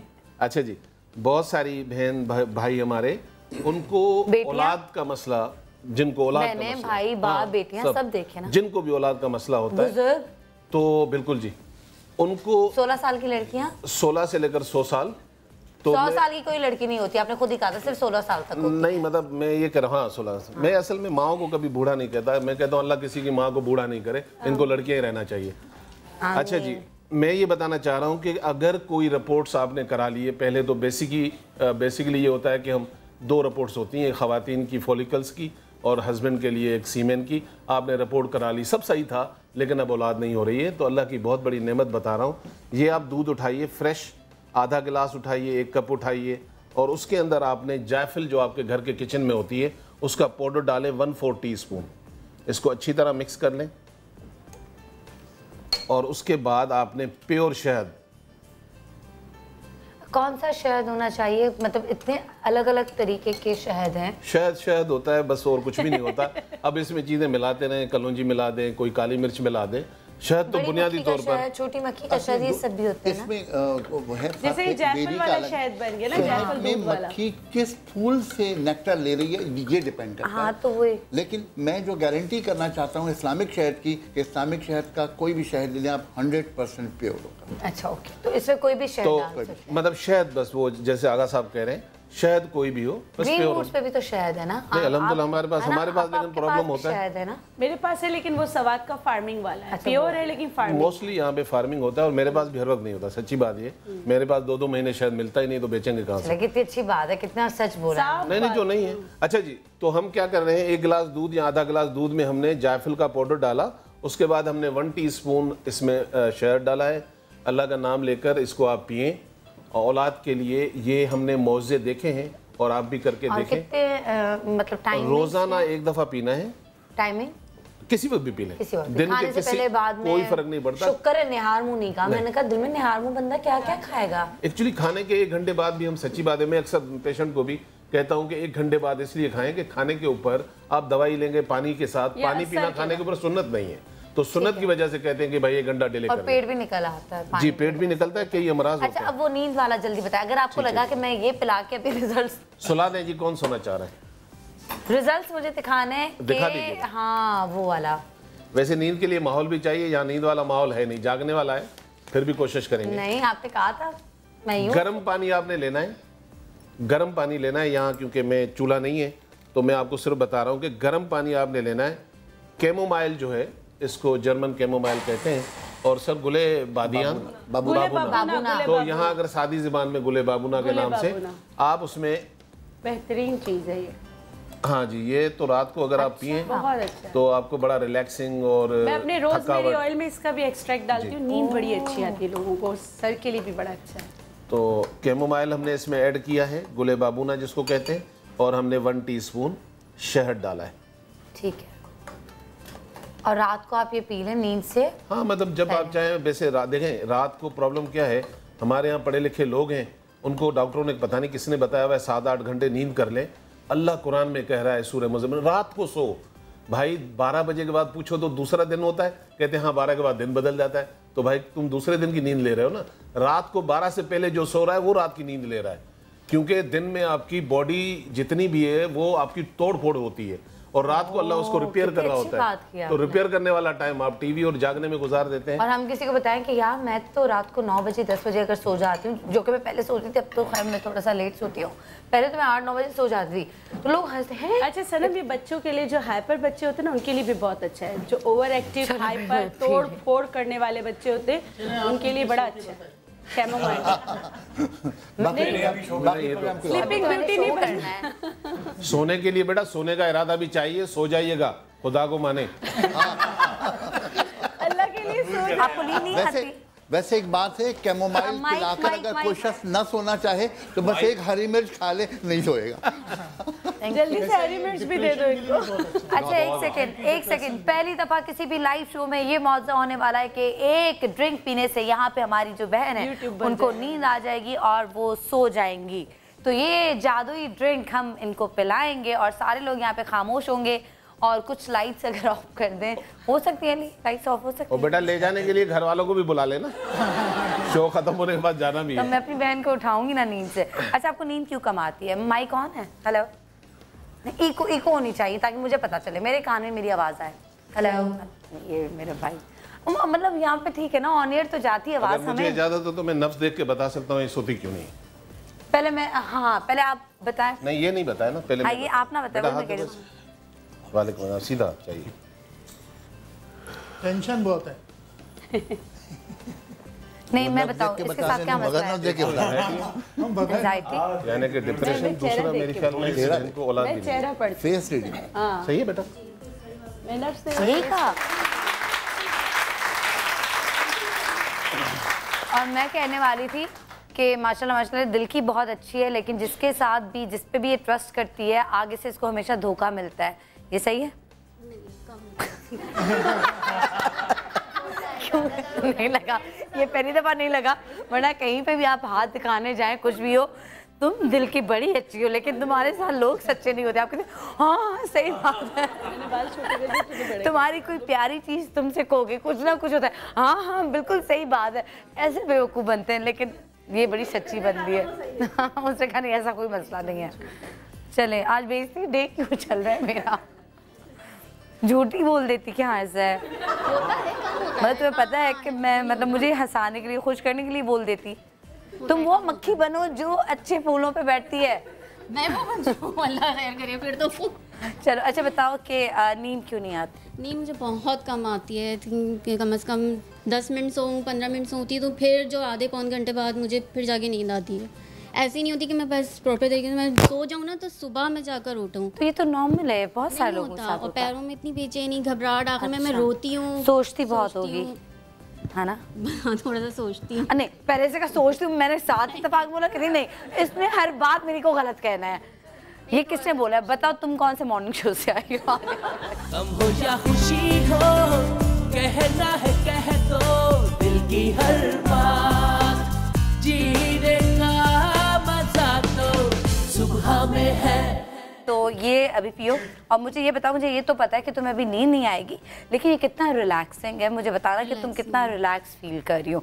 जब आप रिलैक्स फील करते हो, सोचते नहीं हो, ज़्यादा इधर उधर दिमाग नहीं लगाते हो, तो आपको एक्टिंग बिल्कुल भी नहीं करनी। असमा बिल्कुल ना बताएं कि आपको एक्टिंग करनी है, जो भी होगा ये सच्ची खातून है, ये सच ही बताएगी। तो इट्स ओके। और उन्होंने कहा भी है कि कोई मौजज़ा तो होना नहीं, मैं तो एमी ज़रा हाइप बना रही हूँ। असमा दूर से उसको कह रही है यूँ सो जाना तुम, ऐसा बिल्कुल नहीं होगा, झूठ नहीं होगा। तो तुम जो भी फील करो हमें बताना। और हर दवाई किसी पे जरूरी नहीं कि सूट करे, जरूरी नहीं कि ड्रिंक हर बंदे पे सूट करे, हो सकता है किसी पे ना करे। वैसे भी जिस तरह हम हंसी मजाक कर रहे हैं, लाइटें इतनी जल रही हैं, हाँ, तो नींद के लिए एक माहौल चाहिए होता है। इससे मैंने कहा कि कितना रिलैक्सिंग है वो तुम मुझे बताना। और ये वो माशाल्लाह लड़की है, मुझे पता है कि सच बोलेगी। अब हम जा रहे हैं खुर्रम मुशीर के पास। जी डॉक्टर खुर्रम मुशीर, आप बताइए। जी जनाब। अच्छा, एक बड़ा इम्पोर्टेंट इशू होता है, बालों का है, हेयर ग्रोथ का है। इशू इम्पोर्टेंट, हर इशू इम्पोर्टेंट। हाँ बिल्कुल सही बात। और ये देखिए ख़ास तौर पे ये एक बड़ी कॉमन डिजीज़ जैसे आजकल है, ये फीमेल में होता है। ये मेल पैटर्न बाल्डनेस है, ठीक है, कि आपके आगे से बाल जाना शुरू होते हैं, ठीक है। इसकी बहुत सारी वजूहात होती हैं। उसके अलावा एक तो आपका हार्मोनल होता है। मैंने सुना था कि हाँ आपके बॉडी में फीमेल बॉडी में मेल हार्मोन ज्यादा हो जाते हैं, एंड्रोजन ज्यादा हो जाते हैं। हाँ, ये कहलाता है एंड्रोजेनेटिक एलोपेशिया। जो मर्दों वाले हार्मोन्स हैं, देखिए हर मर्द एक हर औरत में बराबर एक दोनों हार्मोन्स होते हैं, मगर ख़वातीन में जब ये रेशियो बढ़ जाता है, और उसकी वजह क्या होती है, 5 वजूहात होती हैं। एक तो आप बहुत ज़्यादा ओवरवर्कड होते हैं, ओवर स्ट्रेस्ड होते हैं।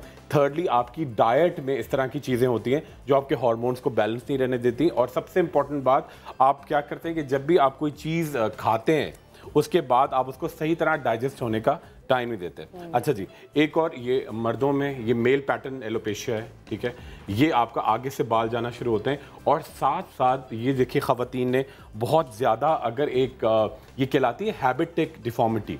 बहुत सारे लोगों की आदत होती है टीवी देखते हुए या कुछ करते हुए वो मुस्तकिल बाल नोचते रहते हैं, ठीक है। मेरा भांजा ये करता है। ये हैबिटिक डिफॉर्मिटी है, और ये हेयर की डिजीज़ में तकरीबन 15 से 18% लोगों में ये होता है हैबिटिक। कुछ लोगों की आदत होती है बैठे हुए जब खारिज करते रहते हैं, यहाँ पे लाइकन प्लानस की एक फॉर्म जो होती है वो और प्रोमिनेंट हो जाती है। कुछ लोगों की हैबिटिक डिफॉर्मिटी, बैठे हुए बाल नोचे जाते हैं एक जगह से, तो वो पोर्शन जैसे अगर वो खींचते रहते हैं तो वो आपके बाल गायब हो जाते हैं और अंदर से इरोजन्स होती हैं। तो ये बड़ा सिंपल सा हाइड्रेटिंग वाला सेगमेंट दिखाऊंगी, देखिएगा उसको दिखाऊंगी। हाँ बिल्कुल, ये देखिए 9 साल का है और वो बहन का बेटा वो ऐसे ऐसे करता रहता है और वहाँ से वापस के बाल गायब हो जाते हैं। बिल्कुल अंदर से दवा भी देते हैं, एनाकार्डियम, बहुत अच्छी दवा है इसकी। तो हैबिटिक प्रॉब्लम भी हो सकती है।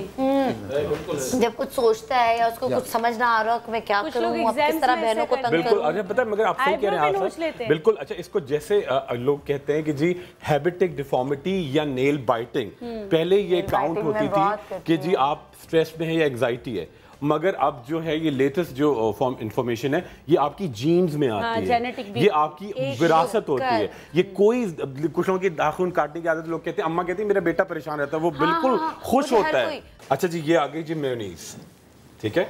ये मेयोनीज आप डालेंगे, इसके साथ डालेंगे जी आप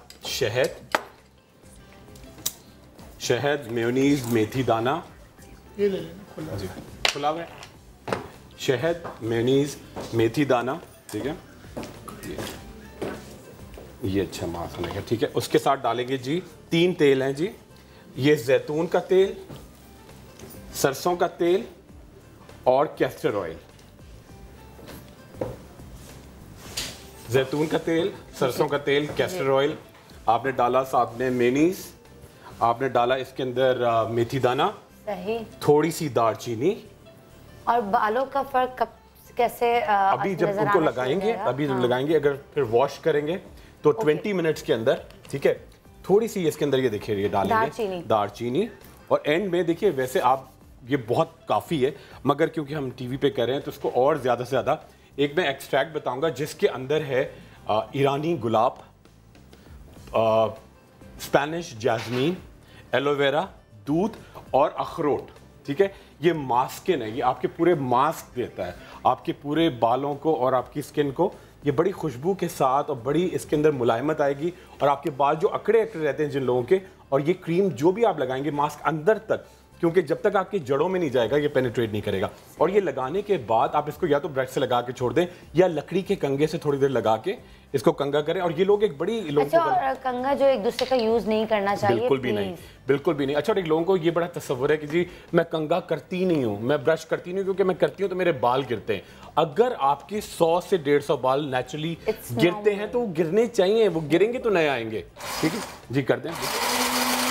और कंगा ना करने से जरूरी नहीं है कि आपके बाल गिरेंगे नहीं, वो चिपके रहेंगे। हाँ, चिपके रहेंगे, क्योंकि जब आप करते हैं तो जो आपने खाया पिया है आपका खून का दौरान सर की तरफ जाता है ना, सर्कुलेशन होता है, ठीक है। और ये जो चीजें हम आपको बता रहे हैं वो डॉक्टर बिल्किस वाली बात कि एक दफा नहीं करनी, आपने करते रहना है। हाँ बिल्कुल, ऐसे थोड़ी कि एक दफा लगाया जी मेरे बाल क्यों नहीं आए, खुरम ने तो कहा था 20 मिनट में बाल आ जाएंगे, तो ऐसा नहीं है, नहीं। ये आपने करना है। अच्छा भाई, मुझे नहीं पता लेकिन ट्रू कॉलर जो है वो Ali, thank you so much जो आपने मुझे ऐप जो डाउनलोड करके दी थी, उसमें मुझे पता चल रहा है कि कोई नसीम हुसैन साहब है, वो भी अभी मुझे लाइव शो में कॉल कर रहे हैं। अरे वाह, तो नसीम हुसैन नाम आ रहा है, तो मुझे नहीं पता, मैं जानती नहीं हूँ। अच्छा जी, मैं उनको लगा रहा हूँ। नसीम भाई मैं शो कर रही हूँ, लाइव शो प्लीज। अच्छा, और मैं आपको सलाम पेश करती हूँ। अच्छा, ये मुझे कॉल करें यहाँ से बैठ के, ये देखिए जरा, ये मुझे नसीम हुसैन, इन्होंने ट्रू कॉलर पे अपना नाम लगाया हुआ, मुझे कॉल करें बैठ के यहाँ से, मुझे वैसे ही बात कर ले, मतलब कान में। तो मतलब बेटा आपको कॉल नहीं कर रहा हूँ, आपकी तरह मुझे भी कॉल आ रही है और बात भी ऐसी। कोई नहीं, आप मैसेजेस व्हाट्सएप खोल के बैठे हैं। नहीं, अभी मैंने सुन के बंद कर दिया। सुने कह क्या रही है?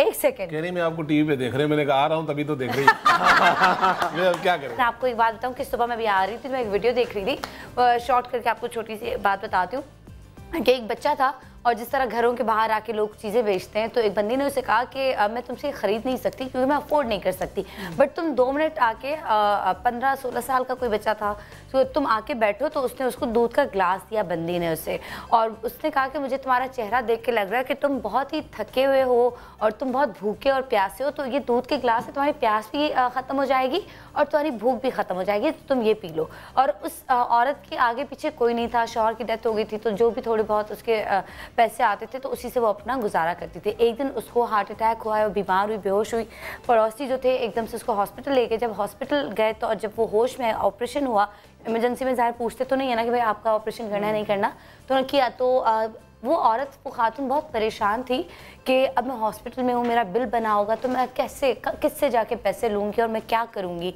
तो फाइनली जब वो डिस्चार्ज हो रही थी, वो नीचे गई, रिसेप्शन पे गई, और रिसेप्शन पे जाके उसने कहा कि मेरा बिल मुझे दे दे। तो तकरीबन बिल जो बना था वो कोई 4-5 लाख का बना था, और वो हैरान थी कि वो था कि इट्स ऑलरेडी पेड, मतलब ये ऑलरेडी किसी ने पे कर लिया है। तो जो डॉक्टर था वो वही बच्चा था जो वहाँ पर वो काम कर रहा था, और उसने उस औरत को देख के पहचान लिया था कि वही औरत है जिसने मुझे एक दूध का ग्लास पिलाया था। तो अच्छी चीज़ें कभी कोई नहीं भूलता, अच्छी बातें कभी कोई नहीं भूलता, और अभी आप कभी नेकी करेंगे वो घूम फिर के आपके पास आएगी, और ट्रस्ट मी, कभी आप कोई बुराई करेंगे वो घूम फिर के आपके पास ज़रूर आती। जिस तरह दुनिया गोल है ना, ये कहते हैं ना कारमा वाली बात है, घूम फिर के हर चीज़ आप तक ज़रूर आती है। तो कोशिश करें, अच्छा करें, और मुझे ये पता है कि अगर मैं ब्रेक लूँगी तो मेरे शो के लिए अच्छा हो जाएगा। तो एक छोटा सा ब्रेक लेते हैं, फिर वापस आते हैं, कहीं मैं जाएगा, फिर बिल्किस साहब की तरफ आते हैं और आपका रिजल्ट मैं दिखाती हूँ। गम हो या खुशी हो, कहना है कह दो दिल की हर बात, जीने का मजा तो सुबह में है। ओके जी, वेलकम बैक। हम लोग वापस आ चुके हैं नाजरीन, और आपका हमने बता दिया, बल्कि मैंने भी वो जो है शहद खाया जिसमें आपने काली मिर्च डाली, और वो शॉर्ट मेमोरी और उसके लॉन्ग मेमोरी के लिए, यादाश्त बेहतर करने के लिए, दिमागी कमजोरी दूर करने के लिए भी बहुत उम्दा चीज़ है। ठीक है, और बहुत मज़े का था। आपने काली मिर्च और क्या डाला था उसमें? उसमें मैंने दखनी मिर्च, काली मिर्च उसमें मैंने डाली थी, उसके अलावा जो है क्या नाम है ये अस्तो खुदूस और बरहमी रोटी। ठीक है, और ये आराम से वहाँ से मिल जाएगी किसी भी शॉप से। जी बिल्कुल साफा। अच्छा जी, खुरम मुशी की तरफ मैं जाती हूँ। जी खुरम। जी सना, अच्छा इनका पूरा हमने हेयर मास्क लगा लिया है और अभी टाइम बड़ा लिमिटेड है तो उनको थोड़ी देर में अब प्रोग्राम के बाद वॉश करेंगे। जब तक फॉर द टाइम बीइंग हम सामा की तरफ से उनको पूरा एक मैं सरस घाज हॉर्स तेल एक्सट्रैक्ट की टैबलेट अभी से खिलाना शुरू करूँगा। पूरा महीना खाएंगी, ये मास्क लगेगा, टैबलेट खाएंगी और ये तेल जिसमें सिर्फ आपको सिर्फ मेयोनीज ऐड करनी है, शहद वगैरह सारा ऐड है, यहाँ से हम देंगे और ये आप खा लीजिए और यूज़ करती चली जाएंगी और देखिए आपके बाल किस तरीके से ग्रो करेंगे। सेकंड चीज़, आपको जंक फूड जितना भी है ना उसको थोड़ा सा कट डाउन करते हैं। लोग समझते हैं कि जी जंक फूड का मतलब सिर्फ यही कि हम बर्गर पिज्ज़ा, लोग बिरयानियाँ और नहारियाँ और पाए इस तरह की चीज़ें नहीं, सब्जियाँ ज़्यादा खाएं लोग। और लोग समझते हैं कि जी बहुत पैसा होगा तो आप अच्छा खाना खाते हैं, नहीं, जितना आप सादा तुरैया खा रहे हैं उतना अच्छा प्याज खा रहे हैं, दालें खा रहे हैं। अभी से सब्जियों की इनकी आदत डालें और बिल्कुल, और घर में उगाए हैं आप, बड़ा ठीक है। क्या आप इतने बड़े घर कहाँ से लाए हैं जी। बहुत शुक्रिया, thank you Khurram. Thank you. और आपका घर तो बड़ा है, आपके घर आगे सब्जियां और ये लगाऊंगी, है ना? याद है आपको वो भी लाए थे, फ्रूट भी लाए थे अपने घर का। बिल्कुल। मेरी इमली अभी तक नहीं लाए। इमली ले आए जी बिल्कुल साहब। अच्छा, लेकिन नहीं कह रहा आप बोले बोले। इमली में खटास बहुत होती है ना, इनमें वैसे ही ज्यादा, उन्होंने सोचा कि बढ़ जाएगी, थोड़ा और नहीं करता। मैं तो कहती हूँ मिठास इतनी ज्यादा है, खट्टे लोगों के लिए खट्टी हो। अच्छा, अब मैं दर्द की दवा बना रही हूँ। मोम से, शहद के मोम से अगर असली मिलता है बाज़ार से मत लीजिएगा। अब मैं भी ये कहूँगी इस्लामिक शहद से, जहाँ से जिसमें थोड़ा सा शहद भी होता है उसको निचोड़ लेते हैं, ठीक है, वही वाला मोम आपने लेना। मैंने क्या किया, मेथी दाना लिया 2 चम्मच, 2 चम्मच मैं लूँगी अजवाइन खुरासानी, इसमें 1 चम्मच मैं डालूँगी सौंठ, ठीक है, और ये काली राई ये 1 चम्मच डालूँगी, ठीक है। अब इनको हम पीस लेंगे, पीस कर पाउडर बनाएंगे। इस पाउडर को हर तरह का दर्द, जिस्मानी दर्दों के लिए बहुत अच्छा है। और जिसमें टक टक की आवाज़ें आती है ना, सुबह उठा नहीं जाता, चाहे मतलब वो हड्डियों का दर्द हो, हाँ, या यूरिक एसिड के बढ़ने से दर्द हो, उसके लिए भी बहुत अच्छा लोगों को अक्सर दर्द होता है जी। और वैसे शहद का मोम अगर असली मिलता है तो एक चने की दाल के बराबर खाया जाए ना तो घुटनों में जो कहते हैं कि गैप आ गया उसके लिए बहुत अच्छा है और बहुत मोम भी होता है। जी, शहद का मोम के बगैर तो बनता ही नहीं शहद। और मैं आपसे करूँ कि इस्लामिक शहद का बाकायदा छत्ता जिसमें शहद और मोम मौजूद होता है वो अवेलेबल है हर दुकान पर। ओके जी, जल्दी से आप क्या बता रही हैं नेक्स्ट? ओके, जल्दी से। अच्छा, होता क्या है कि मैनी पैडी के लिए जो है सबसे पहले हम शहद लेंगे। शहद में हम डालेंगे कड़वे बादाम डालेंगे 1 टेबल स्पून, खुश्क दूध ड्राई मिल्क ये डालेंगे 1 टेबल स्पून, और इसमें डालेंगे जैतून का तेल। अच्छा, इसको जो है आपने बना के रखना है। ये 4 चीज़ें आपने मिक्स की। इसका तरीका क्या है कि जो हम अपने हाथों पे, खासकर हाथों पे फिलर्स होते हैं या पीआरपी करते हैं, उसको बिल्कुल फ्रेश और यंग रखने के लिए, अगर जो लोग नहीं करवा सकते हैं वो हाथों का हैंड फिलर नहीं कर, वो फिलर और पीआरपी नहीं करवा सकते, हाथों का भी फिलर बहुत अच्छा होता है, बहुत ज़बरदस्त होता है। उससे क्या होता है? वो हाथ जो लगता है कि एजिंग हो गई है, हाथ खत्म हो जाती है, मेरी नसें नजर आती हैं। हाँ, वो खत्म हो जाती है। अरे मतलब वो जो यंग और हाइड्रेट हो जाते हैं, पीआरपी ऐसे नजर आती है, मतलब आराम से ड्रिप लगा ले बंदा। मतलब थोड़ी सी तो मेहनत करे ना, यूं यूं यूं यूं करके ढूंढने नहीं है ऐसे। जैसे अगर आपके पीआरपी करते तो ये बिल्कुल थोड़ा सा ज्यादा लीजिएगा। ओके, ये पीआरपी से फौरन स्किन सही हो जाती है। कितने बुरे हो आप लोग, बताते नहीं हो मुझे कुछ। बता रहे हैं ना। हाँ, अब पता चला है मुझे। और जो लोग नहीं करवा सकते वो ये पेस्ट बना के और इसको लगा के मसाज करें और उसके बाद 15 मिनट के बाद वॉश कर लें, फिर आपको पीआरपी या फिर उसका जरूरत नहीं पड़ेगी। तो फिर मैं यही करूंगी, मैं क्यों पीआरपी जाके? नहीं, आप आइएगा पीआरपी। मैं आपके पास आके करवाऊंगी। ओके जी, आपकी कॉल लेते हैं, ठीक है ना? हेलो, अस्सलाम वालेकुम, गुड मॉर्निंग। कौन है हमारे साथ? वालेकुम अस्सलाम, रियाज खान बोल रहा हूँ। रियाज भाई कैसे हैं आप? ठीक है, आपकी दुल्हन पक्की मुझे याद है, प्रॉमिस मुझे मैंने ढूंढनी है आपके लिए दुल्हन। जल्दी से रियाज साहब बात करें। बस ये डॉक्टर ईसा से आज बात करनी है। डॉक्टर ईसा साहब ये बताएं कि ये बच्चों के लिए जरा 2-3 फायदे बता दें, और दूसरा ये कि डॉक्टर ईसा साहब आपकी जो फीस है वो बहुत ज्यादा होती है प्रोडक्ट की, तो जरा दवाइयों में थोड़ा सा 50% डिस्काउंट करें ताकि आम आदमी को जो है फायदा मिल सके। तो डॉक्टर साहब जरा इसके बारे में आप जरा प्लीज आज कह दें कि आए और 50% डिस्काउंट हो, क्योंकि आपकी फीस दवाइयों की जो है बहुत ज्यादा है।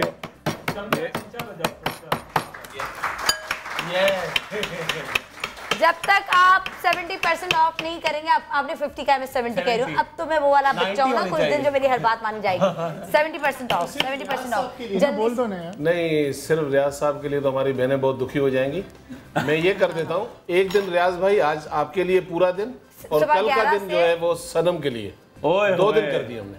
ठीक है, एक दिन नहीं, आज रियाज साहब और सनम के लिए और कल सिर्फ सनम के लिए। ठीक हो गया, ठीक है। 2 दिन 50% ऑफ है। सुबह 11 से लेकर रात को 11 बजे तक आप फोरम जाएं, वहाँ पे ग्रीन रूट्स के नाम से आपको इनका आउटलेट जो है का, वहाँ पे क्लिनिक जो है वो मिलेगा, वहाँ पे जाके 50% ऑफ। बाकी जो आपने बच्चों के लिए पूछा उसके लिए इतना ही मैसेज है, 2 बच्चे काफी आज। अच्छा, और बच्चों को ये जरूर थोड़ा थोड़ा खिलाते रहे शहद, तो उनके लिए बहुत अच्छा है। और जिन लोगों ने मुझे कॉल्स किए, अगर अपना एड्रेस लिखवाया या नहीं लिखवाया, तो हम इस्लामिक शहद सेंटर की तरफ से उनको भी शहद भेजना चाहेंगे। तो रियाज साहब का एड्रेस तो हमें पता चल ही जाएगा क्योंकि उनका नंबर हमारे पास है। तो रियाज साहब आज शहद जो है इस्लामिक सेंटर की तरफ से वो आपको गिफ्ट जो है वो मिल जाएगा। बाकी ऑडियंस के लिए अगर फ़ौरन इस 3 मिनट पे कोई कॉल आ गई और आपने एड्रेस नहीं लिया तो फ़ौरन से एड्रेस ले दीजिएगा और जल्दी से उनको दे दीजिएगा। जैसे आप कुछ बता रहे हैं, जल्दी से 30 सेकंड। पहले एक बड़ी अच्छी टिप बताता हूँ शहद वाली। देखिए, अगर आप चाहते हैं कि बच्चे छोटे हैं, उनकी हाइट सही नहीं हो रही, खवातीन की हड्डियों में बहुत बुरापन है, आप क्या करें, घर में आप चीज़ बनाएंगे, बड़ा हेल्दी है। आधा किलो आप लेंगे, 1 पाव लेंगे आप सूजी, उसके अंदर आप डालेंगे 10 चमचे शहद, ठीक है। उसके अंदर आप डालेंगे थोड़ा सा पिस्ता, बादाम, किशमिश, कश्मीरी ज़ाफ़रान, अखरोट और थोड़ा सा उसके अंदर केवड़ा। इन तमाम चीज़ों को तकरीबन 4 चमचे देसी घी में पकाएं और पकाने के बाद इसके साथ आप करें 8 से 10 चमचे हलवा, मतलब गेगवार का जूस यानी कि एलोवेरा का जूस, और खाने वाले तेल इसके अंदर ऐड करें। इसको इतना पकाएं कि ये हलवा बन जाए। इसको आप अच्छी जगह सेव कर लें और सुबह शाम 1-1 बड़ा चमचा आप दूध के साथ लें।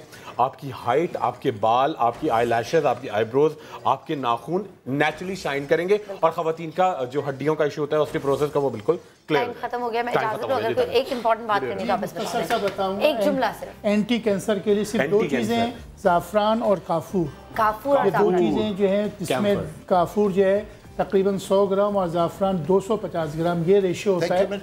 और इसको जो आप जो है अच्छी तरीके से इसको पीस लीजिए और तकरीबन छोटा वाला कैप्सूल जो है 1 सुबह शाम ले, कैंसर का पेशेंट उनसे तकालीफ जो है वो ख़त्म हो जाती है। अच्छा, ठीक है।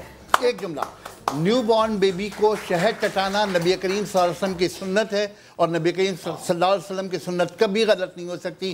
जो सारी रिसर्च हैं सारी गलत हो सकती हैं, नबी का हुक्म नीचा नहीं हो सकता। क्या बात है। और इसी खूबसूरत बात के साथ इजाजत, इंशाल्लाह ताला जिंदगी रही तो आपसे मुलाकात होगी। दुआ में याद रखिएगा, अपना ख्याल रखिएगा। I love you all, thank you so much, खुदा हाफिज। कहना है कह दो दिल की हर